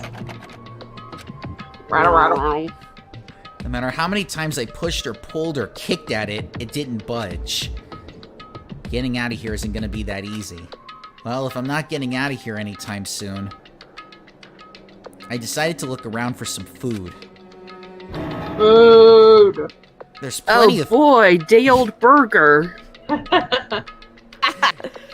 There's plenty of food here, but it's all rotten. But that was pointless too. Next, I searched for some water. How can I be sure which liquids I can drink and which ones are an all-around bad idea? Again. You can always drink your pee. Again, pointless. No, piss. I feel like I'm blocked on all sides.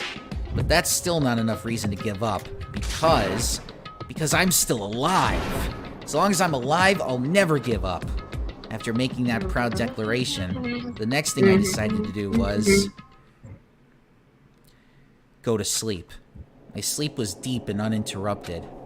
That was my only way to preserve what little strength I had left, after not being able to eat or drink. I can't be sure, but I think at least a full day had to have passed. And all I did was sleep and sleep. It was like I was waiting for some kind of sign to come falling out of the sky. However, what fell from the sky wasn't a sign. Not exactly.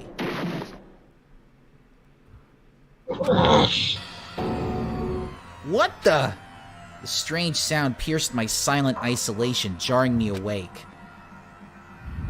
As I watched, the pile of garbage jostled and formed an odd shape.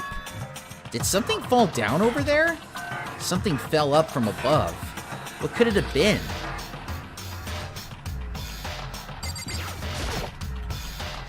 Did a giant piece of trash just fall down here?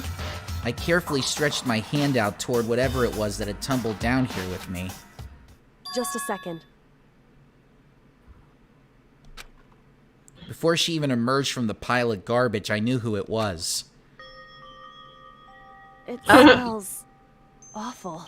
This place smells awful. Kyoko? Indeed. You look like you're doing better than I expected. What are you doing here? So, Isn't it obvious? I'm here to help you. I'm glad to hear that, Kyoko. You've got a bit of garbage in your hair. Oh, you know, just the latest in trash couture? Couture? Oh, it's the Sure, hit yeah. Hong Lady Gaga. She's a little monster. She gave her head a quick, sharp shake to get rid of the trash, then faced me again. Hey. First, I have something for you. Go ahead and eat it. We can talk once you're finished. Thank you! I snatched the bread and water that she was holding out for me. Within seconds, it was in my mouth and making its way toward my stomach. Ooh, that really hit the spot. Now I've got all the energy I need to keep going.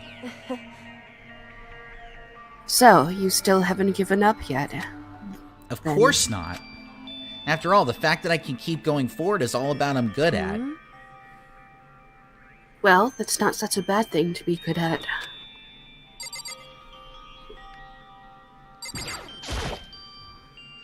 But Kyoko, why did you come to rescue me? So... To pay a debt. Or no, to atone. Atone? You... During the trial, even though you knew I was lying, you didn't say anything. So you knew that I knew? Indeed. But even though I knew, I did nothing to help you. I abandoned you. Don't say that. You didn't abandon me. No, that's exactly what I did. I abandoned you in order to save my own life. You were trying to save me, and I couldn't bring myself to do the same for you. However... But listen, not that I'm trying to make excuses, but... There was a reason that I had to survive, no matter the cost. Why did you have to survive? It's true. I'll tell you. I'll tell you everything. The reason I have to survive... In other words... is so that I can do what I came to this school to do. What? I made up my mind to come to Hope's Peak Academy for one very important reason. So you have some reason for coming to Hope's Peak? Indeed. That's right, at least I did once. Once? Until recently, I'd forgotten what it was. You forgot? But that's... Oh, flashback. I had no memory of what my purpose was. No memory? That's impossible. And Nietzsche? Then, is it really true? You lost your memory? Makoto. Do you remember, Makoto? Do you remember the first thing that happened to each of us as soon as we arrived at this school? The first thing?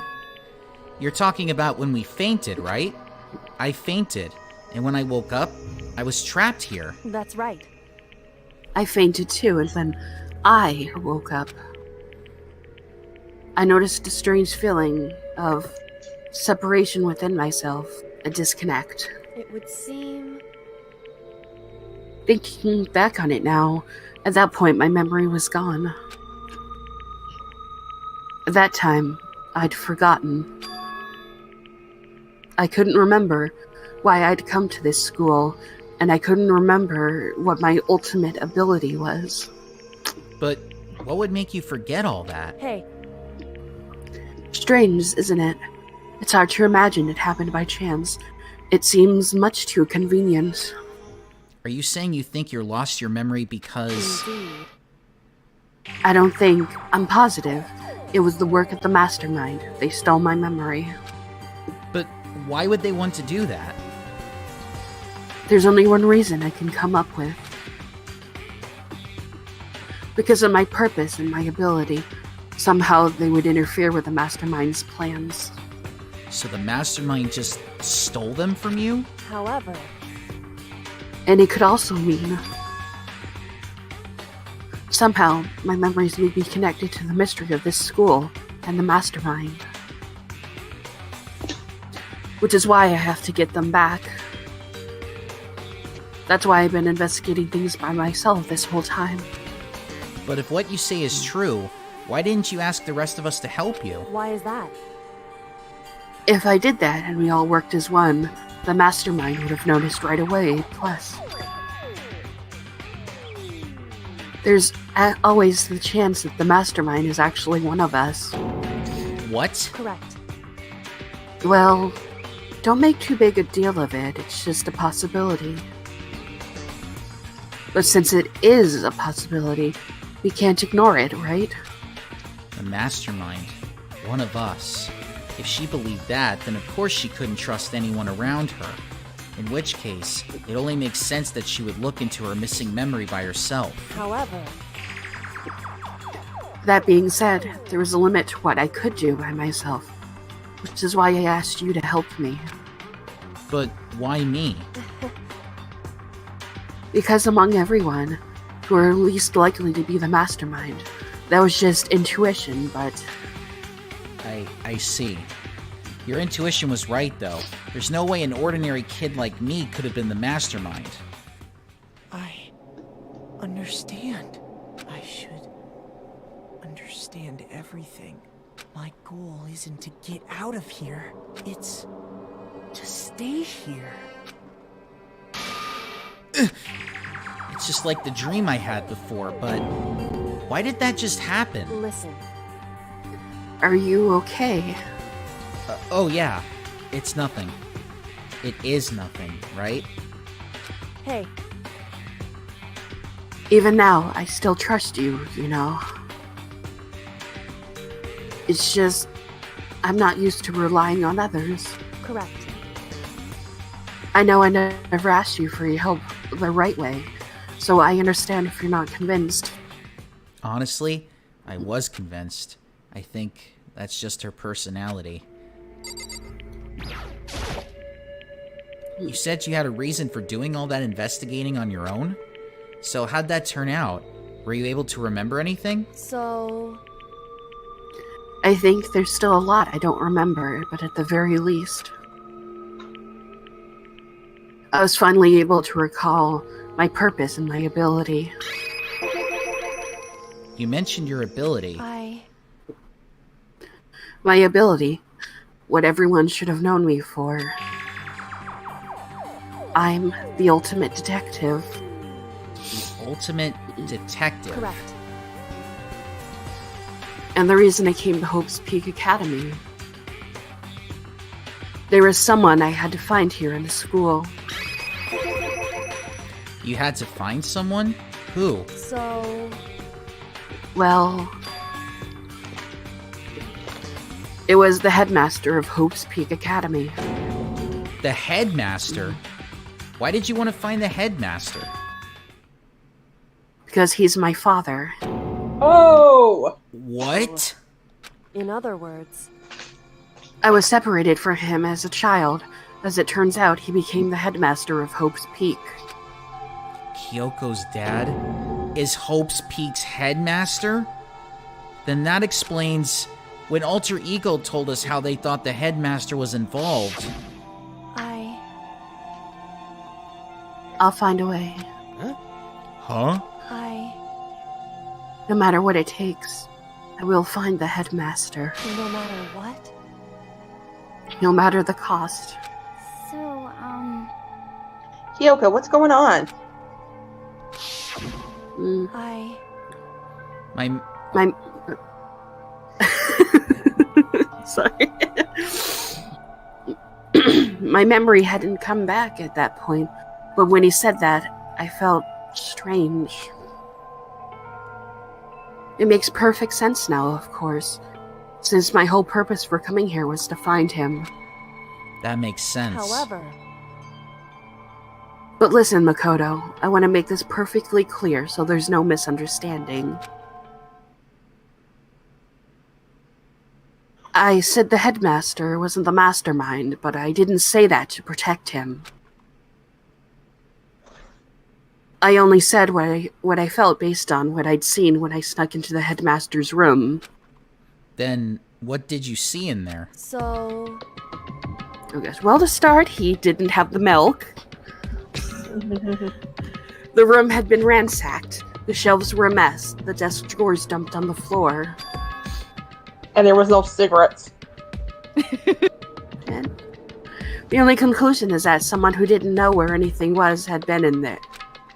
You mean the mastermind, right? It's true. That was my assumption, yes, and to confirm my suspicion,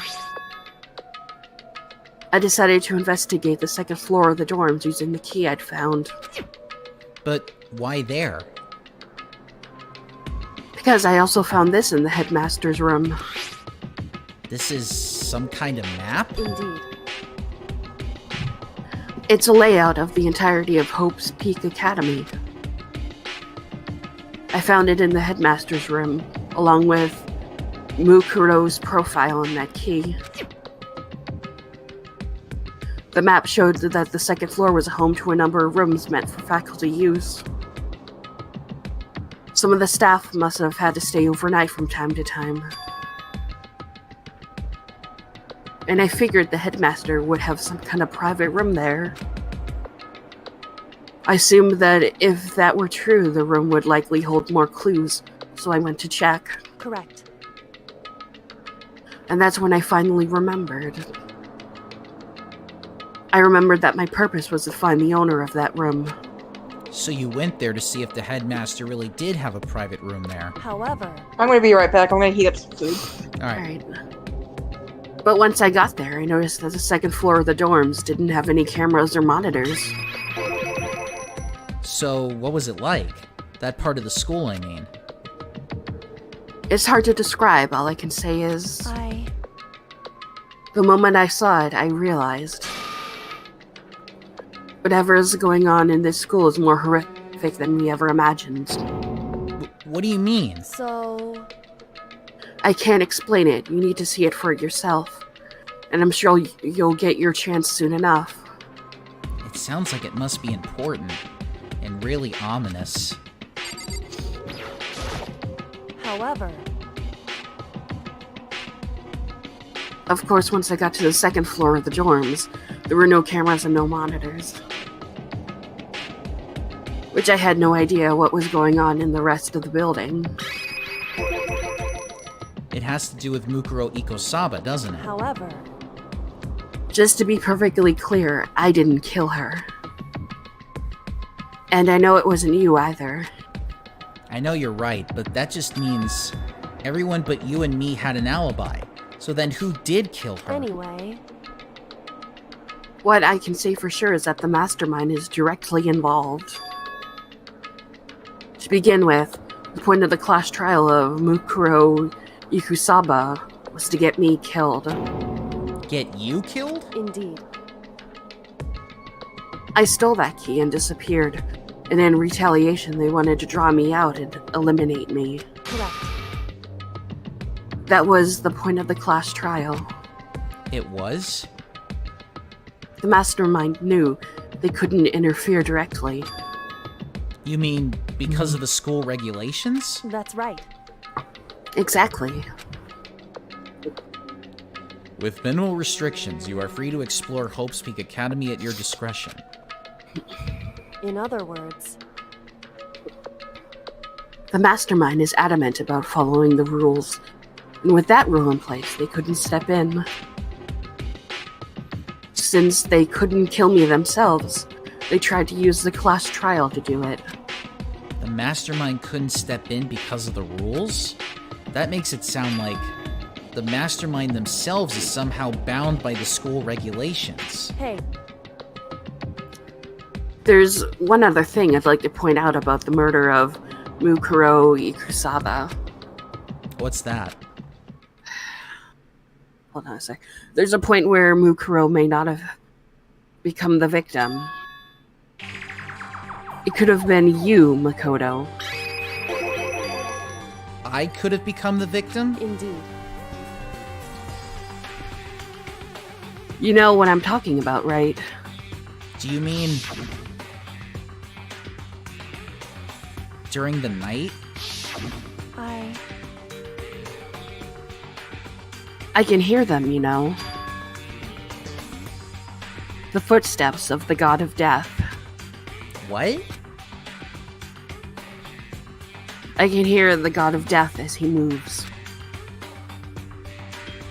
That ability naturally draws me into cases just like this. Anyway, Which is exactly what happened with you. I was in the dorms and I had a sudden sense of dread. I looked down the stairwell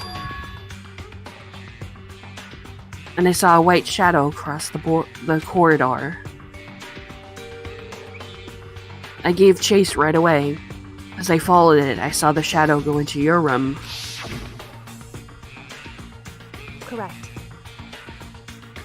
I ran into your room and I saw what was happening. I intervened immediately, of course. However, That wasn't the end of things, of course.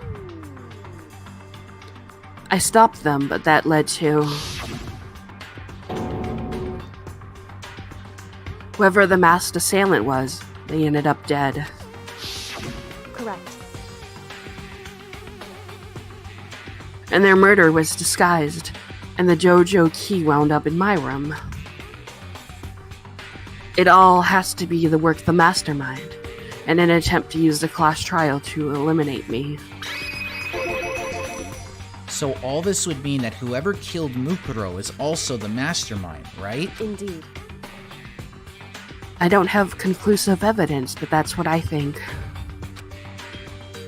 But that's really bad if true. It means the mastermind can kill whoever they want if they feel like it. Wait, but doesn't that create another contradiction? The mastermind wanted to use the class trial to try and kill you because they couldn't interfere, right? Correct. You're right, that is a contradiction. And it's not just Mukuro. They needed the class trial to kill me, but seemed ready to kill you in your room. Everything they did is a contradiction. So, what does it all mean? In other words, It means that the mastermind is the one who's been cornered. Huh? Makoto. Just a little more. A little more, and I should be able to figure out the mastermind's identity. The identity of the other ultimate despair.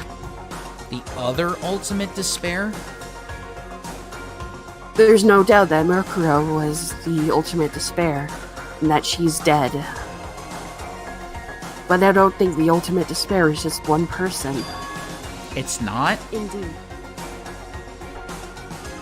If you think about it, the ultimate despair seems to implicate whoever caused that event. You're talking about... What happened a year ago, the biggest, most awful, most tragic event in human history. The tragedy.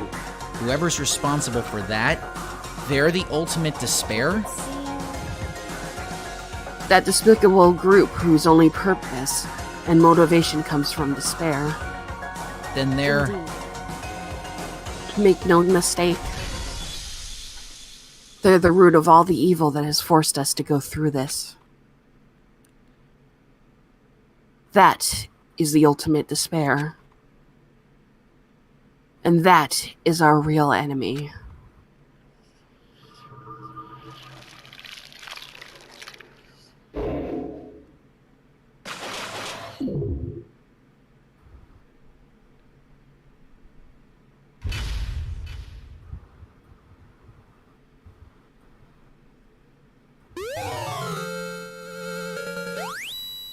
The fuck is that? It's a rocket.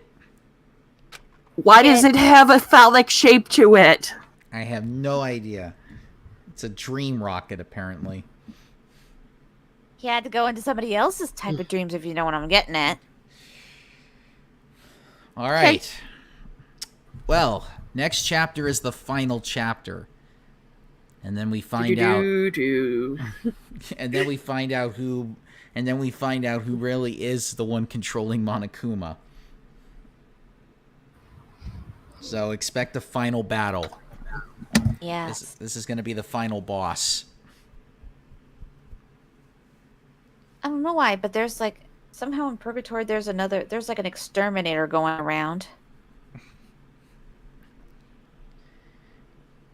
Wait, you mean there's somebody exterminating everybody that's already in Purgatory? I'm just making a joke. Okay, what the fuck did I miss? Well, we're going up against the fucking mastermind. What I was trying to get at is that I wanted to bring up a little something kind of somber. That the voice actor for Dale passed away. Oh, yeah, that's what you were trying to get at. Yeah. But for this... And may he rest in peace, though. Yeah. But for this, though, yeah, it's gonna be 6 versus 1. You gotta find out why all of this is happening and why they put us in this situation. And a lot of shit's going to be revealed. So, expect almost a Super Mario RPG-esque final boss. Best way I can describe it, without the RPG elements, of course. But yeah, next week we'll get to it. And until then, we'll catch you next Wednesday, and we will delve deeper into this so that we can end Monokuma once and for all. Mm-hmm. So until then, good night, everybody. We'll catch you next week. Hope you have a good weekend, and we'll see you later.